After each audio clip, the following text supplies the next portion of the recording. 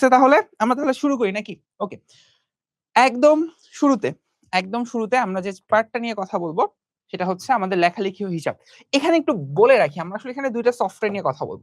First of all আমাদের লেখালেখিতে আমি আসলে Microsoft Word নিয়ে কথা বলব। ওই হিসাব-নিকাশ করার ক্ষেত্রে তোমাদের টাকা-পয়সা কিরকম আছে এটা আমি আজকে দেখব। এবং কমেন্ট সেকশনে একটু পর তোমাদের টাকা-পয়সার হিসাব-নিকাশ নিব। কে কোন মাসে কত টাকা করে ইনকাম করছো। কেউ বইলো না ভাই আমি তো পুরা মাসে আমি 0 ইনকাম নিয়ে চলি। হ্যাঁ? তাহলে তুমি বাইচা থাকার কথাই না তোমার। আচ্ছা, ওকে। তো ঠিক আছে নাকি? পরেরটা দেখি। প্রথমত আমরা প্রথমত হচ্ছে শিখব হচ্ছে Microsoft Word এর ব্যাপার-স্যাপার নিয়ে। একটু পরে আমরা চলে যাব Microsoft Excel এ। তো Microsoft Word এর জিনিসটা কি? Word জিনিসটার ক্ষেত্রে তোমাকে আগে ১ম একটু ইন্ট্রোডাকশন দিয়ে নিই। হ্যাঁ? ইন্ট্রোডাকশন দিয়ে নিই Word জিনিসটা আসলে কি খায় না মাথায় দেয়। সো ভাই Microsoft Word হইতেছে কি জানো? ওই যে ছোটবেলায় আমি যখন ধরো 5-6 এ ছিলাম, তখন হইতেছে ওই যে বিভিন্ন নতুন কম্পিউটারের কিছু কোচিং সেন্টার তৈরি হয়েছিল, বুঝছো? তো ওই কোচিং সেন্টার গুলা করতো কি যে বলতো যে আপনাকে ৬ মাসের কম্পিউটারে আমরা প্রশিক্ষণ দিব। প্রশিক্ষণ দিয়ে কি হবে? প্রশিক্ষণ দিয়ে আপনার আমি একটা সার্টিফিকেট ধরায় দিব। ৬ মাসের কোর্সের জন্য তারা এত টাকা চার্জ করতো আরকি। তো ওই কোচিং সেন্টার গুলাতে হচ্ছে ওই কম্পিউটার ট্রেনিং এর জন্য গেলে শিখাইতে হইতেছে Microsoft Word, শিখাইতে হইতেছে Microsoft PowerPoint, শিখাইতে হচ্ছে Microsoft Excel এই ব্যাপারগুলা শিখাইতো আরকি। তো ওগুলা শিখে আমাদের পুরা পাংখা গজায় যাইত। আমরা ভাবতাম আমরা কম্পিউটার সেই পারি, আমাদের সাথে কে টক্কর দিবে। ঠিক আছে? But ultimately reality quite different আরকি। এখন প্রচুর ডিফারেন্ট রিয়ালিটিতে চলে আসছে। যেমন এখন যদি তোমারে বলি, এখন আসলে এইগুলা শিখে ডে টু ডে লাইফ এ অনেক কাজ করা যায়। বাট হইতেছে তুমি যদি একদম কম্পিউটারের প্রো লেভেলের ব্যাপার-স্যাপার নিয়ে বুঝো যে হচ্ছে আমি একটা কম্পিউটার স্কিল আছে। এই জিনিসটা যদি বলতে চাও, তাইলে তোমাকে হচ্ছে ধরো প্রোগ্রামিং রিলেটেড বা ডেভেলপমেন্ট রিলেটেড বা আর্টিফিশিয়াল ইন্টেলিজেন্স রিলেটেড অথবা মার্কেটিং এর ক্ষেত্রে ডিজিটাল মার্কেটিং এর ব্যাপার-স্যাপার আছে। এইরকম অনেক কিছুর মধ্যে তোমাকে আসলে একটু ঘাটাঘাটি করা লাগতে পারে, বুঝছো? যেমন আমি একটা মজার এক্সপেরিয়েন্স তোমার সাথে শেয়ার করি। এই যে রিসেন্টলি প্রচুর পরিমাণে ইফতার মাহফিল-টাহফিল হয় না, বোঝো না? যে হইতাছে যে আ একটা গ্রুপ খোলে, গ্রুপে হচ্ছে অমুক সবাইরে জয়েন দেয়। জয়েন দেওয়ার পর হচ্ছে সে তারে জয়েন দেয়, এক্স ওয়াই রে জয়েন দেয়, ওয়াই জেড রে জয়েন দেওয়ায়, হোয়াটএভার। হওয়ার পর তারা হচ্ছে একটা চান্দা তোলে। চান্দা মানে হালাল চান্দা, ঠিক আছে? হালাল চান্দা, হারাম চান্দা না। চান্দা তোলার পর হইতাছে ওরা জাস্ট হচ্ছে ওই একটা ইফতারের আয়োজন করে আরকি। তো আমার আমার কাছে প্রচুর ফোন আসে। আমার স্কুল থেকে আমাকে ফোন দেয়। আমার ধরো ডিস্ট্রিক্ট থেকে আমাকে ফোন দেয়। আমারে অনেক ভাই ব্রাদার বন্ধু-বান্ধব ফোন দেয়। দিয়া বলে যে হইতেছে, "দেখ আমরা এরকম একটা কাজ করব।" স্কুলের ভাইরা বলে, ছোটগুলা বলে, "ভাইয়া আমি এরকম একটা প্ল্যান করছি। তো আপনার হেল্প দরকার।" "কি হেল্প দরকার বাবা বলো, আমি করে দিচ্ছি।" "ভাই একটা ওয়েবসাইট বানায় দেন।" ওয়েবসাইট দিয়ে কি করবা? ভাই ওখানে গিয়ে সবাই ফর্ম ফিল আপ করবে। ফর্ম ফিল আপ কইরা হইতাছে ওখানে জাস্ট হচ্ছে ডাটাগুলা, ওই ডাটাগুলা আমরা হচ্ছে দেখব হইতাছে কোথায়? জাস্ট ওই যে কে রেজিস্ট্রেশন করতেছে ওটা ওয়েবসাইট লাগে। ওয়েবসাইট কিন্তু আল্টিমেটলি লাগে না। লাগে হচ্ছে Google ফর্ম। বাট আমার কাছে একটু অদ্ভুত লাগে। Google ফর্ম খুবই হ্যান্ড টুল। ঠিক যেরকম এই যে Microsoft Word, Microsoft Excel খুবই হ্যান্ডি টুল। তুমি আসলে এটা কিভাবে ইউস করতে হয় মোটামুটি জানো। এদের অল্টারনেটিভ ও আছে। Microsoft Word এর অল্টারনেটিভ হচ্ছে Google এর ওয়ার্ড বলে একটা আছে। Google এর ডক্স আছে একটা, Google এর ডক্স। Microsoft Excel এর একটা অল্টারনেটিভ আছে, Google এর শিটস আছে। এরকম অনেক কিছু অল্টারনেটিভ আছে Google এর আরকি। তো কথা হইতেছে আমারে ফোন দিয়ে বলে যে, "ভাই একটা ওয়েবসাইট বানায় দেন।" বাট ওয়েবসাইট কিন্তু লাগে না। Google ফর্ম হইলেই হয়ে যায়। আর Google ফর্ম বানানো খুবই সোজা, খুবই সোজা। তুমি নিজেই ক্লিক করে এখনই ফর্ম বানায় ফেলতে পারবা।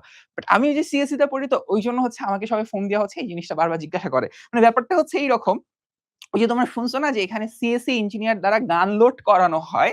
ব্যাপারটা ঠিক সেরকম যে তুমি একটা জাস্ট Google ফর্ম বানাবা, ওখানেও তোমার সিএসই ইঞ্জিনিয়ার লাগবে আরকি। আচ্ছা হোয়াটএভার। আহ হা, হা, হা, ওকে। এই পোলাপান এসে কি যে কপি পেস্ট করতেছো? আচ্ছা ঠিক আছে। দেখা যাক পরে কি আছে আমাদের। তো Microsoft Word এর ক্ষেত্রে একটু বলি। ১ম এ ইন্ট্রোডাকশন টা দেই। Microsoft Word জিনিসটা কি খায় না মাথা দেয়। মোটামুটি আমরা জানি আরকি। তো এখানে যে জিনিসটা আমার একটু বলতে হবে সেটা হচ্ছে Microsoft Word এ যে আমরা লেখালেখি করি, এটাকে একটা টার্মে বলা হচ্ছে ওয়ার্ড প্রসেসর। ঠিক আছে? যদিও প্রসেসর জিনিসটা আমি পার্সোনালি অন্য কাজে ইউস করতে পছন্দ মানে অন্য কাজে বলতে পছন্দ করি। আচ্ছা, সো অফিস সফটওয়্যার বলতে কি বোঝায়? তোমরা দেখবা তোমরা যদি নতুন কম্পিউটার কিনে নিয়ে আসো, তখন তো ওই যে Microsoft এর Windows যদি তুমি সেটআপ দাও আরকি। তখন ওরা Microsoft এর অফিস ইনস্টল করতে বলে বা ইনস্টল করা হয় বা হচ্ছে বিল্ট ইন থাকে আরকি। অফিসের মধ্যে অনেকগুলো সফটওয়্যার টুলস থাকে। Microsoft Word থাকে, PowerPoint থাকে, Excel থাকে, আ তারপর আরো কিছু আছে আরকি। অনেক কিছু থাকে আরকি। তো ওই পুরা প্যাকেজটাই হচ্ছে Microsoft Office। ওই পুরা প্যাকেজটা হচ্ছে Microsoft Office। এই অফিসের কেন নামটা করা হইছে? তার কারণ হচ্ছে অফিস চালানোর জন্য তুমি একটা অফিসে জব করো, সেটাতে ডে টু ডে লাইফ এ যেসব টুলস অ্যান্ড টেকনোলজিস এবং সফটওয়্যার বা অ্যাপ্লিকেশন দরকার সবকিছু ওখানে প্যাকেজ হিসাবে থাকে। সবগুলো প্যাকেজ সেটআপ থাকে। লেখালেখির জন্য মাইক্রোসফট ওয়ার্ড আছে, তারপর তুমি হচ্ছে কোনো একটা প্রেজেন্টেশন দিবা, মাইক্রোসফট পাওয়ার পয়েন্ট আছে, তুমি একটু হিসাব নিকাশ করবা, অফিসে টাকা পয়সা হিসাব নিকাশ করবা, সো ওখানে মাইক্রোসফট এক্সেল আছে। আমরা কিন্তু আজকে ৩টা জিনিসই দেখবো। বাট লেখালেখির জন্য সবথেকে জনপ্রিয় এবং সহজ হচ্ছে, মানে পরিচিত হচ্ছে মাইক্রোসফট ওয়ার্ড। বাট এখন এই পার্টিকুলার স্টেজে এসে আমি যদি বলি, আমার কাছে মনে হয় না মাইক্রোসফট ওয়ার্ড, আমি পার্সোনালি ওয়ার্ড কম ইউজ করি। আমি পার্সোনালি বেশি ইউজ করি যেটা হচ্ছে Google Docs। আমি পার্সোনালি খুব বেশি ইউজ করি এবং একটু পর পাওয়ার পয়েন্ট আছে। পাওয়ার পয়েন্ট আমি কিছু তোমাকে টেকনিক দেখাবো এবং আমি আমার একটা মার্কেটিং এখানে করে যাব। কিভাবে হচ্ছে পাওয়ার পয়েন্টে অনেক কাহিনী করা যায়। So whatever. তো ওয়ার্ড প্রসেসর ব্যবহারের কিছু সুবিধা তোমারে বলি। জাস্ট এই সুবিধাগুলো বাংলা কথাবার্তা, এগুলো নিয়ে আসলে খুব বেশি কথাবার্তা বলা উচিত না। যেমন হচ্ছে তুমি প্রয়োজন মতো এডিট করতে পারো বাংলা কথা। জিনিসটাকে দেখতে সুন্দর করা যায়, একটু কালার দেওয়া যায়, একটু ফ্যান্সি করা যায়, একটু দেখতে হাবিজাবি চংচং দেখানো যায় আরকি। ডকুমেন্টটাকে আকর্ষণীয় করার জন্য গ্রাফ দিতে পারো, টেবিল দিতে পারো, চার্ট দিতে পারো। এই গ্রাফ, টেবিল, চার্ট আমরা ম্যাক্সিমাম কেসে ইউজ করি। তোমরা শুনবা তোমাদের বড় ভাইয়া আপুরা হচ্ছে থিসিস করে। ঠিক আছে? রিসার্চ করে। সো ওই থিসিস প্রত্যেকেই করতে হয় হচ্ছে তোমার ভার্সিটি 4th ইয়ারে গিয়ে। তখন হচ্ছে আমি ম্যাক্সিমাম ডিপার্টমেন্টকে দেখছি তারা হচ্ছে মাইক্রোসফট ওয়ার্ডে এইসব গ্রাফ, টেবিল, চার্ট এগুলা যোগ করে থিসিস করার জন্য। বাট আমরা হচ্ছে ধরো সিএসসি এর পোলাপাইন, আমরা ওটাও কোড করে করি। ওটাকে ল্যাটেক্স বলে একটা জিনিস আছে। So whatever. আচ্ছা, এখন মাইক্রোসফট ওয়ার্ড এর ক্ষেত্রে ধরো অনেক বড় একটা তোমার থিসিস পেপার হয়ে গেছে, বাট ওখানে কোন একটা পার্টিকুলার শব্দ তুমি ভুল করছো। ওটা তোমাকে খুঁজে পাইতে হবে। এইজন্য তুমি ফাইন্ড এন্ড রিপ্লেস বলে একটা জিনিস আছে। ফাইন্ড মানে খোঁজা, রিপ্লেস মানে হচ্ছে প্রতিস্থাপন করা। জাস্ট ওই ওয়ার্ডটা খুঁজে ওটাকে তুমি ঠিক করে নেওয়ার জন্য কিভাবে রিপ্লেস করতে চাও ওটা দিয়ে করে ফেলা যায়। তুমি চাইলে শেয়ার করতে পারো এবং তুমি বিভিন্ন টেমপ্লেট ইউজ করতে পারো। এটা একটু ইম্পর্টেন্ট, এটা এমসিকিউ এ আসে। যে টেমপ্লেট জিনিসটা কেন? আমি তোমাকে একটু টেমপ্লেটস এর এক্সাম্পল দেখাই। ধরো আমি ফার্স্ট অফ অল মাইক্রোসফট ওয়ার্ডে চলে যাই।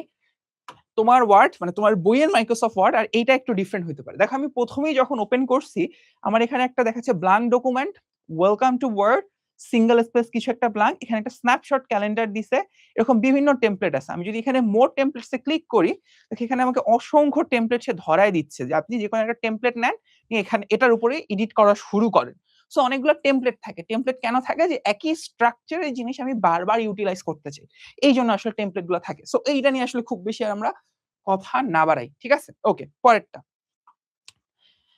ওকে, এখানে সুবিধাগুলো বলা আছে। সুবিধাগুলো খুব ইজি। এটা বাচ্চারাও পারে, তুমিও পারো, আমিও পারো। জাস্ট দেখি কি আছে। সংক্ষেপে বললে ধরো লেখাগুলা মোটামুটি ওয়ার্ড গুলা নির্ভুল রাখা যায়। কেমনে নির্ভুল রাখা যায়? তুমি একটা ওয়ার্ড যদি ভুল করো, সে আসলে নিচে আন্ডারলাইন দেয়। যে আপনার এই গ্রামারটা ভুল আছে বা হইতাছে এই ওয়ার্ডিংটা ভুল আছে। অনেক কিছু সে দেয়। তুমি চাইলে খুবই ইজি টু চেঞ্জ, প্রয়োজন মতো চেঞ্জ করতে পারবা, দেখতে সুন্দর করতে পারবা। সংরক্ষণ এবং পুনর্ব্যবহার করা যায়। মানে সেভ করা যায় এবং সেভ করার পর সেটাকে আবার ইউটিলাইজ করা যায়। তো এখানে একটু বলে রাখবো, আমি একটু পর আবার এটা আসবে। সেটা হচ্ছে তোমার সেভ এবং সেভ অ্যাস বলে ২ টা জিনিস আছে। সেভ মানে হচ্ছে পুরা জিনিসটা যেমন আছে তেমন সেভ করবা। যেমন আছে তেমন সেভ করবা। মানে ফাইলটার নাম যদি হয় ধরো কি বলবো? রিথিং। ফাইলটার নাম হচ্ছে রিথিং। ওই একটা ফাইল বানাইছো মাইক্রোসফট ওয়ার্ডে, সেটার নাম হচ্ছে রিথিং। শেষে থাকবে ডক্স লেখা থাকে বা হচ্ছে অনেক কিছু থাকে, হোয়াটএভার। ওইটাতে তুমি এডিট করলা। করে তুমি কন্ট্রোল এস চাপ দিলা বা ফাইলটাকে সেভ চাপ দিলা। তাহলে ওই ফাইলটা রিথিং নামেই সেভ হবে। কোন চেঞ্জ নাই। যে নামে ছিল ওই নামেই চেঞ্জ হবে। আরেকটা হচ্ছে সেভ অ্যাস। অন্য কোন নামে তুমি যদি সেভ করতে চাও, তাহলে সেভ অ্যাস দিলে এখানে তোমাকে একটা অপশন দিবে। তুমি নামটা তাহলে চেঞ্জ করো। তুমি রিথিং নামটাকে এখন অন্য কোন নামে কনভার্ট করতে পারো কিনা। তুমি বললা রিথিং 1 2 3 চেঞ্জ করতে পারো। সো এটা হচ্ছে সেভ অ্যাস এর কাহিনী। ঠিক আছে? সেভ অ্যাস এর কাহিনী। এই অনেকের জায়গায় বৃষ্টি হইতেছে রে। আই উইশ আমার কাছে মনে হচ্ছে যে কালকে কদর হইতে পারে, বুঝছো? কালকে কদর হইতে পারে। আহ বাট বাট বলাটা টাফ। ভালো ওয়েদার ছিল আরকি। ওই যে তোমাকে একটু আগে বললাম ফাইন্ড অ্যান্ড রিপ্লেস, বুঝছো? Find and replace. Find and replace এর কথাটা বানান চেকের ক্ষেত্রে স্পেল চেকার ইউজ করা যায়। বাট এখন ধরো আরো অনেক অ্যাডভান্স টুলস আসছে। হোয়াটএভার। তো মাইক্রোসফট ওয়ার্ড এর ক্ষেত্রে ওই যে ১ম এ বলছিলাম আমার সবচেয়ে বিরক্তিকর ব্যাপার হইতেছে আমি ২৬ সালে বইসা ২০০৭ সালের মাইক্রোসফট ওয়ার্ড হচ্ছে না ইয়া করা শিখাইতেছি। যেটা ভাই এটা ক্লাস নাকি অন্য কিছু? কেন ভাই এটা কি হচ্ছে? ওকে। তো ২৬ সালে বসে হচ্ছে এইসব দেখতে হইতেছে। Whatever. So first of all কিছু জিনিসপত্র আমরা একটু বলে ফেলি। কিছু জিনিসপত্র আমরা বলে ফেলি। দেখো, আমি একটু আবার মাইক্রোসফট ওয়ার্ডটা ওপেন করি। আমি আগেরবার কেটে দিয়েছিলাম। এই যে এখানে যাই। তো এখানে যাওয়ার পরে ধরো আমি যদি প্রথমত একটা ব্ল্যাংক ডকুমেন্ট নেই, এইরকম একটা স্ট্রাকচার আসে, এরকম একটা স্ট্রাকচার আসে। আমরা ধরো চাইলে এখানে কিছু একটা লিখতে পারি। কি লিখা যায় বলতো? লিখা যায় হচ্ছে হ্যালো। লিখলাম জাস্ট। ঠিক আছে? এখানে দেখো উপরে কিন্তু আমাকে কিছু সাজেশন দিয়ে দিছে। সাজেশন দিয়ে দিছে। দেখো হ্যালোর বদলে একটা এখানে হাই-ফাইও দিছে। মানে এটা দেখা যাচ্ছে? এই যে এই বড় হয়ে যাও। একটা হ্যালো লিখছিলাম ও একটা হাই-ফাই দিছে। হোয়াটএভার আমি এটাকে হচ্ছে ব্যাক করে আগের জায়গায় যাই। সো আচ্ছা হ্যালো। ওকে আচ্ছা এখন উপরের দিকে তাকাও। উপরে যে ফাইল যে অপশনটা আছে এখানে গেলে দেখবা কিছু অপশন আসে। একটা হচ্ছে হোম মানে যেখানে ছিলা তুমি সেখানেই কাজ-কাম করতে পারবা আরকি। একটা হচ্ছে নিউ, নিউ মানে হচ্ছে নতুন করে কোন ডকুমেন্ট ওপেন করা। এই যে এখানে আমরা নতুন কিছু ডকুমেন্ট ওপেন করতে পারি। ওপেন মানে হচ্ছে তোমার কাছে কোন ডকুমেন্ট অলরেডি আছে, তুমি ওইটা আবার একটু চালু করে দেখতে চাও। ওটা আবার একটু নাড়চাড় করতে চাও। এটা। ইনফোতে ইনফরমেশন থাকবে। সেভ মানে হচ্ছে ওই যে একটু আগে বলছিলাম যে নামে আছে ওই নামেই সেভ করতে পারবা। সেভ অ্যাস মানে হচ্ছে অন্য কোন নামে তুমি যদি সেভ করতে চাও। তারপর save as Adobe PDF, share more অনেক হাবিজাবি অনেক কিছু আছে আরকি। বুঝতে পারছি? ওকে। সো এইখানে এই কথাগুলো এখানে সুন্দর করে লিখা আছে। আর ক্লোজ মানে হচ্ছে জাস্ট ওই যে কেটে দেওয়া না উপরে এই যে ছোট্ট করে একটা ক্লোজ থাকে। এটা তো মোটামুটি জানো এটার বলার কি আছে। হোয়াটএভার। তো এই পার্ট গুলা একটু এমসিকিউ এর জন্য দেখে নিবা। হ্যাঁ? এই এমসিকিউ এর জন্য দেখে নিবা। এখানে হচ্ছে মোটামুটি স্ট্রাকচার ভাবে দেয়া আছে। ওকে দেখাইলাম তো সবই। পরেরটা ফরমেটিং করা। লেখাটা আমি লিখে ফেলছি, লেখাটাকে কতভাবে আমি চেঞ্জ বা ফরমেট করতে পারি, কতভাবে দেখাইতে পারি। যেমন ধরো আমি একটু হচ্ছে তোমারে কিছু ফরমেটিং এর আইডিয়া দেখাই। দেখো কোথায় ছিলাম? এই হ্যালোতে বসেছিলাম, তাই না? সো ধরো আচ্ছা আমি একটা জিনিস দেখি। হ্যালো বাংলাদেশ বানান ঠিক আছে বাংলাদেশ ওকে নাইস। আচ্ছা আমি কিছু বাংলা কথাবার্তা লিখি দেখো। লিখে হচ্ছে অনেকগুলো আন্ডারস্কোর দিলাম। তারপর দিলাম যে হচ্ছে ওকে কিছু একটা বলো দিস ইজ উই থিংক আর কি দেই? হাবিজাবি। আচ্ছা থামো আমি অনেক কিছু এখন লিখবো মনের মাধুর্য মিশায়। যা মন চাইতেছে, হ্যাঁ? ওকে ভাই, জীবনটা অনেক সুন্দর। আমি একটু পর জুম আউট করে তোমাকে দেখাচ্ছি জীবন আমার কত সুন্দর। ওকে, অনেক কিছু আমি লিখছি। হ্যাঁ, মনে করো দুনিয়া উল্টায় লিখে ফেলছি। সো লেখো লেখাটা হচ্ছে দেখতে আমার এইরকম একটা স্ট্রাকচার পাইছে। পেজটা আমার হচ্ছে A4 সাইজের পেজ। এই যে নিচে অনেক বড় পেজ আছে। বাট লেখাটা হচ্ছে আমার এইরকম একটা স্ট্রাকচার পাইছে। ভালো কথা। এখন এখন আমি যদি এই লেখাটাকে অনেকভাবে ফরমেট করতে চাই, ফরমেট করার জন্য এই হোমের মধ্যে গেলে এই দেখো একটা পুরা স্ট্রাকচার তোমাকে দাঁড় করায় দিছে। এই স্ট্রাকচারের মধ্যে কি আছে আমি বলি। কপি পেস্টের জন্য একটা ক্লিপবোর্ড বলে অপশন আছে, মেনু আছে। এখানে অনেকগুলো অপশন আছে। ভালো কথা। লেখার ফন্ট ঠিক করার জন্য এই যে এইখানে অনেকগুলো ফন্ট আছে। তুমি যেমন ধরো আমি যদি এখান থেকে ধরো কোন একটা ফন্ট পিক করি বা আমি পুরা লেখার ফন্টটাকে সিলেক্ট করলাম ফার্স্ট অফ অল পুরোটা সিলেক্ট করে আমি একটু জুম করে নেই। ওকে। হোমে গিয়ে আমি চাইলে এখানে কালার দিতে পারি। এখানে ইচ্ছামত ধরো কালার দিতে পারলাম। ফন্টের কালার চেঞ্জ হয়ে গেল। কালারটা ভাল লাগে নাই, সাদাই থাক। এই সাদা হয়ে যাও। আচ্ছা আমি থিম কালার দিয়ে ফেলছিলাম সাদা। আচ্ছা দাঁড়াও ১ সেকেন্ড জাস্ট আমি এটাকে একটু আরেকবার সিলেক্ট করি। ওকে ঠিক আছে। এই যে মোটামুটি হইল। তুমি চাইলে এইখানে একটু আসো প্যারাগ্রাফ যে সাইডটা। এটা প্যারাগ্রাফ এটা হচ্ছে বিভিন্ন স্টাইল, লেখার স্টাইলের জন্য ইউজ করি আমরা। সো প্যারাগ্রাফের মধ্যে আসলে এখানে দেখবা এখানে কিছু বুলেট পয়েন্ট এড করা যায়। হ্যাঁ, তুমি চাইলে যেখানে কিছু বুলেট পয়েন্ট এড করতে পারো। বিভিন্ন রকম বুলেট পয়েন্ট আছে। এই যে টিক চিহ্ন দিলে এই দেখো সামনে একটা টিক চিহ্ন আসে। তুমি এন্টার দিলে পরে তখন ধরো আরেকটা টিক চিহ্ন চলে আসবে। এই যে তখন তুমি হিজিবিজি কিছু একটা লিখলা। ঠিক আছে? তখন হিজিবিজি কিছু একটা লিখলা। আচ্ছা। সো এইরকম টিক চিহ্ন দিতে পারো। অনেক কিছু করা যায় আরকি। এখন মেইন কথায় আসি। মেইন কথা হচ্ছে আমার এইটুকু সিলেক্ট করার পর এই ফরমেটিংটার দিকে একটু তাকাও। লেখাটার কোন একটা লেখা এইখানে শেষ হইছে, কোন একটা একটু পর শেষ হইছে, কোন একটা অর্ধেক জায়গায় শেষ হয়ে গেছে। মানে অনেক হাবিজাবি হয়ে আছে। সো আমি এটাকে চাইলে এই দেখো এলাইন করতে পারি। এলাইন মানে হচ্ছে সে বাম দিক থেকে থাকবে, ডান দিক থেকে থাকবে না, মাঝ বরাবর থাকবে না, পুরাটা থাকবে। এটা। এখন সে আছে বাম দিক থেকে। সে বাম দিক বরাবর এলাইন করা আছে। আমি যদি মাঝখানে দেই, পুরা লেখা কই চলে গেল? মাঝখানে চলে গেল। বাট আমি যদি রাইট সাইড দেই, পুরা লেখা ডান দিকে সরে গেল। আমি যদি এইটা দেই, তাহলে দেখো পুরা লেখাটা ডিস্ট্রিবিউটেড হয়ে গেছে। তার যতটুকু স্পেস আছে, যতটুকু প্রস্থ বা ওয়াইড আছে, পুরা লেখাটা আসলে সেখানে থাকতেছে।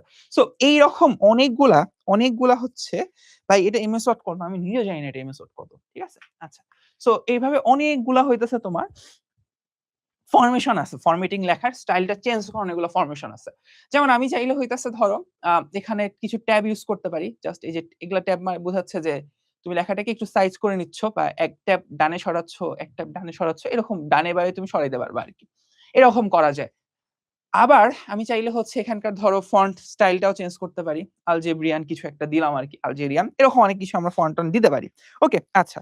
সো এই যে আমরা এইভাবে অনেকভাবে আসলে লেখার স্টাইলটা চেঞ্জ করতে পারি। এটাই হচ্ছে ফরম্যাটিং টেক্সট। ফরম্যাটিং টেক্সট মানে হচ্ছে, দেখো, ফরম্যাটিং টেক্সট মানে হচ্ছে আমি লেখাটাকে একটু সুন্দর করে আসলে সাজুগুজু করাইতে পারি। এই জন্য যে প্রসেসটা আমরা ফলো করি সেটা হচ্ছে ফরম্যাটিং টেক্সট, মানে টেক্সটটাকে একটু সাজুগুজু করো। এইটা যতটা মাইক্রোসফট ওয়ার্ডে তুমি করতে পারো তার থেকে বেশি তুমি মোবাইলে করো, হোয়াটএভার। আচ্ছা, তো লেখার জন্য আমরা বিভিন্ন ফন্ট সিলেক্ট করতে পারি। ফন্টের বাংলা হচ্ছে শৈলী, এটা আমি তোমাদের পড়ানোর সময়ই জানছি, তার আগে কখনো জানতাম না। আচ্ছা, এটা মনে হয় কেউ জানেও না। আমার সিএসসির পোলাপাইনেরও যদি প্রশ্ন করো ফন্টের বাংলা কি, কেউই কইতে পারবে না। মানে বাংলা টার্মগুলাই হচ্ছে আমরা বাংলা আসলে ইউজ করা হয় না। চেয়ারের বাংলা কি কেউ কেদালা না কেদারা এরকম কিছু বলে না তো আরকি। আচ্ছা, সাইজ পরিবর্তন করা যায়, হাবি-জাবি সামথিং। আচ্ছা, তো এখন আসি আমরা এই যে ফন্টের জিনিসপত্র দেখলাম, কোন মেনুতে দেখছি এটা এমসিকিউ প্রশ্ন করে। একটু আগে আমি তোমাকে বারবার দেখাইছি হোম মেনুতে, হোম মেনু থেকে দেখাবো। সো হোম মেনুর মধ্যে আমরা কি ফন্টের ড্রপ ডাউন বক্স থেকে, মানে হোম মেনুতে যদি ক্লিক করি ওই অপশনগুলো চলে আসে। তারপর আমি বিভিন্ন ধরনের এখানে লেখার জায়গা পাবো আরকি, হোয়াটএভার। পরেরটা, মার্জিন ঠিক করার জন্য আমি যদি মার্জিন ঠিক করতে চাই তাহলে আমার কি করা উচিত? তাহলে এইটা এমসিকিউ এর জন্য ইম্পর্টেন্ট। পেজ লেআউট বলে যে রিবনটা আছে সেখান থেকে। কই আছে এটা একটু আমি দেখি। কোথায় আছে? এইখানে। এইখানে পেজ লেআউট না থাকলেও লেআউট আছে। লেআউটের মধ্যে দেখবা এই যে প্রথমেই আছে মার্জিন, ওরিয়েন্টেশন মানে পেজটা মানে তুমি ভার্টিক্যালি রাখবা না হরিজন্টাল ভাবে রাখবা, সাইজ টাইজ ঠিক করবা, লাইনের মধ্যে স্পেস দিবা কিনা, তারপর লেফটে কতটুকু স্পেস থাকবে, রাইটে কতটুকু স্পেস থাকবে, অনেক কিছু থাকে। তো আমি যদি মার্জিনে ক্লিক করি ওর কাছে অনেকগুলো মার্জিনের টেমপ্লেট আছে যে তুমি এগুলোর মধ্যে কোনটা নিবা কিনা। আমি সাধারণত এটাকে কাস্টম মার্জিন করি। কাস্টম মার্জিন করে আমি আমার মতো করে হচ্ছে মার্জিনটাকে কমায় দেই। ঠিক আছে, ধরো আমি টপ থেকে একদম 0 বানাই দিলাম। দিয়ে যদি ওকে দেই, আচ্ছা ও বলে যে হচ্ছে কিছু মার্জিন দেন ভাই, দিলাম। দেখো মার্জিনটা লেখাটা উপরে চলে গেছে, ঠিক আছে? আগে পেজের উপরে অনেক জায়গা ছিল, এখন পেজের উপর জায়গা কমে গেছে। সো এটা হচ্ছে মার্জিন করা। কোন জায়গা থেকে মার্জিনটা আসছে এটা একটু বোঝো। এই যে লেআউট থেকে আসছে, লেআউট থেকে আসছে, ঠিক আছে? ওই থেকে লেআউট থেকে আসছে। এটা এমসিকিউ আসবে। তাহলে এটা কোন রিবন থেকে আসছে বলে দিবা ভাইয়া এটা লেআউট থেকে আসছে।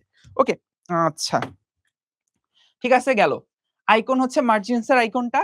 কাজ কি, আমি চাইলে নিজের মতো করে মার্জিন ঠিক করতে পারি। ওই যে আমি বললাম আমি কাস্টম মার্জিনটা প্রচুর ইউজ করি, মানে আমার প্রয়োজন মতো মার্জিন ঠিক করি। এটা বেশিরভাগ ক্ষেত্রে কোথায় কাজ করে আমি বলি। ধরো হচ্ছে আমি লেখাটা লিখছি, আমার লেখাটা 2 পৃষ্ঠা হয়ে গেছে। ধরো একটা অ্যাপ্লিকেশন লিখছি, অ্যাপ্লিকেশন 2 পৃষ্ঠা হয়ে গেছে। 2 পৃষ্ঠা হইছে শুধুমাত্র একটা বা দুইটা লাইনের জন্য। 1-2টা লাইন বেশি হইছে জন্য লেখাটা 2 পৃষ্ঠায় চলে গেছে। আমরা তখন করি কি মার্জিনটাকে ছোট করে দেই। মার্জিনটা ছোট করলে ওই নিচে যে লাইনটার জন্য একটা সেকেন্ড পেজ তৈরি হয়েছিল, ওই লাইনটা তখন ফার্স্ট পেজে চলে আসে, সেকেন্ড পেজ লাগে না তখন আর। সো এই ক্ষেত্রে মার্জিনের একটা বেশ বড় ইমপ্যাক্ট আছে আরকি, বুঝছো? ওই পার্ট হচ্ছে আমাদের লাইনের ব্যবধান, যেটাকে আমরা বলি লাইন স্পেসিং। এই জিনিসটা আমি একটু আগে দেখাই তোমাকে। তারপর আমি এইখানে ফিরে আসি। এই কোথায় গেল? আচ্ছা, 1 সেকেন্ড। এটা আবার কিবোর্ড কাজ করা বন্ধ করে দিছে। ওকে, আই থিংক এবার কাজ করবে। ইয়েস। আচ্ছা, লাইনের ব্যবধান মানে কি? লাইনের ব্যবধান মানে হচ্ছে আমি এটাকে একটু এইখানে নিয়ে আসি। দেখো, এই যে এখানে যে যতগুলা লাইন আছে, বুঝছো? এই যে এখানে একটু লাইনগুলো দেখি আমরা ফার্স্টে। এই যে একটা লাইন, দুইটা লাইন, তিনটা লাইন, এর মাঝখানে ব্যবধানগুলো মোটামুটি কম লাগে একটু, তাই না? বাট আমি যদি এক কাজ করি, লাইনের স্পেসিংটা একটু বাড়ায় দেই, কই পাবো? আবার লেআউটে চলে যাব। এই যে এখানে দেখো স্পেসিং আছে। প্রথম দিকে একটা আফটার বা কিছু একটা স্পেসিং এর ব্যাপার-স্যাপার দিছে। আমরা এটাকে যদি একটু বাড়াই, দেখি তো কাজ করে কিনা। এটা কাজ করে না। আচ্ছা, হোম থেকে আমি লাইন স্পেসিংটা বাড়াই। এই যে এখানে আমি লাইন স্পেসিং ইউজ করতে পারি। এই চিহ্নটা হচ্ছে লাইন স্পেসিং, যে উপরে একটা তীর নিচে একটা তীর। সো আমার এখানে সাধারণত 1 থাকে ডিফল্ট, আমি 2 দেই। দেখো লাইনের মধ্যে কিন্তু ব্যবধানটা বেড়ে গেছে। আমি যদি আবার ধরো লাইনের স্পেসিংটা 3 দেই, ব্যবধান আরো বেড়ে গেছে। লাইন স্পেসিং ধরো 1 দেই, ওই যে আগেরটা যেটা ডিফল্ট ছিল আরকি। সো এটা হচ্ছে লাইনের মধ্যে স্পেসিং। 2টা লাইনের মধ্যে কতটুকু ব্যবধান হবে এটা ঠিক করে হচ্ছে লাইন স্পেসিং। আর এখানে তেমন আর আহামরি কিছু নাই। তুমি চাইলে বুলেট পয়েন্টের মধ্যে যে নাম্বারিং ও ইউজ করতে পারো। এটাও তোমার পার্সোনাল চয়েস, যে 1 চলে আসবে, পরে এন্টার দিলে 2 চলে আসবে। এরকম আরকি অনেক কিছু আছে। আচ্ছা, তো এটা গেছে লাইন স্পেসিং। মাথায় রাখবো এই যে এখন দেখো এখানে এসে হচ্ছে তুমি একটু খটকা খাবা। সেটা হচ্ছে লাইন স্পেসিং জিনিসটা পেজ লেআউট রিবন থেকে পাওয়া যায়। ওরা বলছে সত্য কথা, কোনো মিথ্যা কথা নাই। তোমার বইয়েও এটা আছে। বাট একটা সত্য কথা হচ্ছে এটা হোম থেকেও তো পাওয়া যায় ভাই। আপনি হোমের কথাটা বলেন পরীক্ষার প্রশ্নে, বলবে না। ওই বেচারা করবে কি, ক নাম্বারে দিবে হোম, খ নাম্বারে দিবে পেজ লেআউট, আরো দিবে 2টা অপশন, আরো 2টা অপশন দিবে। পেজ লেআউট থেকেও লাইন স্পেসিং আছে, হোম থেকেও লাইন স্পেসিং আছে, বাট ভাই তোরে হোম স্পেসিং মানে হোম দাগানো যাবে না, তোরে দাগাইতে হবে পেজ লেআউট। এইখানে কর্তৃপক্ষ দায়ী না, ঠিক আছে? ওকে, আচ্ছা আচ্ছা ঠিক আছে। সো এটা গেল, এটা মোটামুটি বুঝলাম। এই এখন আমরা পরেরটাতে চলে যাই। এটা একটু মাথায় রাখো, তোমার বইয়ে কি লেখা আছে এটা কিন্তু ইম্পর্টেন্ট। আসলে মাইক্রোসফট ডকে কি আছে এটা তোমার ইম্পর্টেন্ট কম, বইয়ে কি আছে ওটা বেশি ইম্পর্টেন্ট, ঠিক আছে? আচ্ছা, সো লাইনের আগে এবং পরে কতটা স্পেস আছে সেটা তুমি হচ্ছে লাইন স্পেসিং থেকে দিতে পারবা, এবং ওটার জন্য হচ্ছে আমার পেজ লেআউট থেকে দেওয়াটা হচ্ছে বেটার। ওরা বইয়ে যেহেতু বলছে তার মানে ঠিক আছে। আচ্ছা, এখন find and replace, find and replace এর জন্য, ফাইন্ড এন্ড রিপ্লেস এর জন্য আমি একটু যাই। ধরো এখানে আমি একটা ছোট্ট করে একটা শব্দ যোগ করে দিই। ধরো এই যে কোথায় দেই কোথায় দেই কোথায় দেই, ধরো এইখানে গিয়া এখানে শেষের দিকে দিই। এখানে ধরো ছোট্ট করে আমি এখানে আমার নামটা যোগ করে দিলাম, রাফিন, ঠিক আছে? এখন এই হাবিজাবি লেখার মাঝখানে কোথায় যে আমার নামটা আছে আমি জানি না। সো এটার জন্য আমরা যেটা করি, আমরা চাইলে ফাইন্ড করতে পারি, ফাইন্ড এন্ড রিপ্লেস করতে পারি। এটার জন্য ফাইন্ড এন্ড রিপ্লেস এর জন্য আমি যদি ইনসার্ট এ যাই, ইনসার্ট এ আছে, দেখি দেখি দেখি কোথাও আছে কিনা। আচ্ছা আচ্ছা, আমি তো সাধারণত এই যে ফাইলে না যেয়ে হোমে গেলাম, ইনসার্ট, আচ্ছা বাদ দাও। এখান থেকে আমরা কাজ করি হচ্ছে সাধারণত F3 দেই, F3 F3 দিলে হচ্ছে এটা খুঁজে আসার কথা, Fn তো নাই। আচ্ছা, এদের F3 আবার কাজ করবে না, what the hell is this.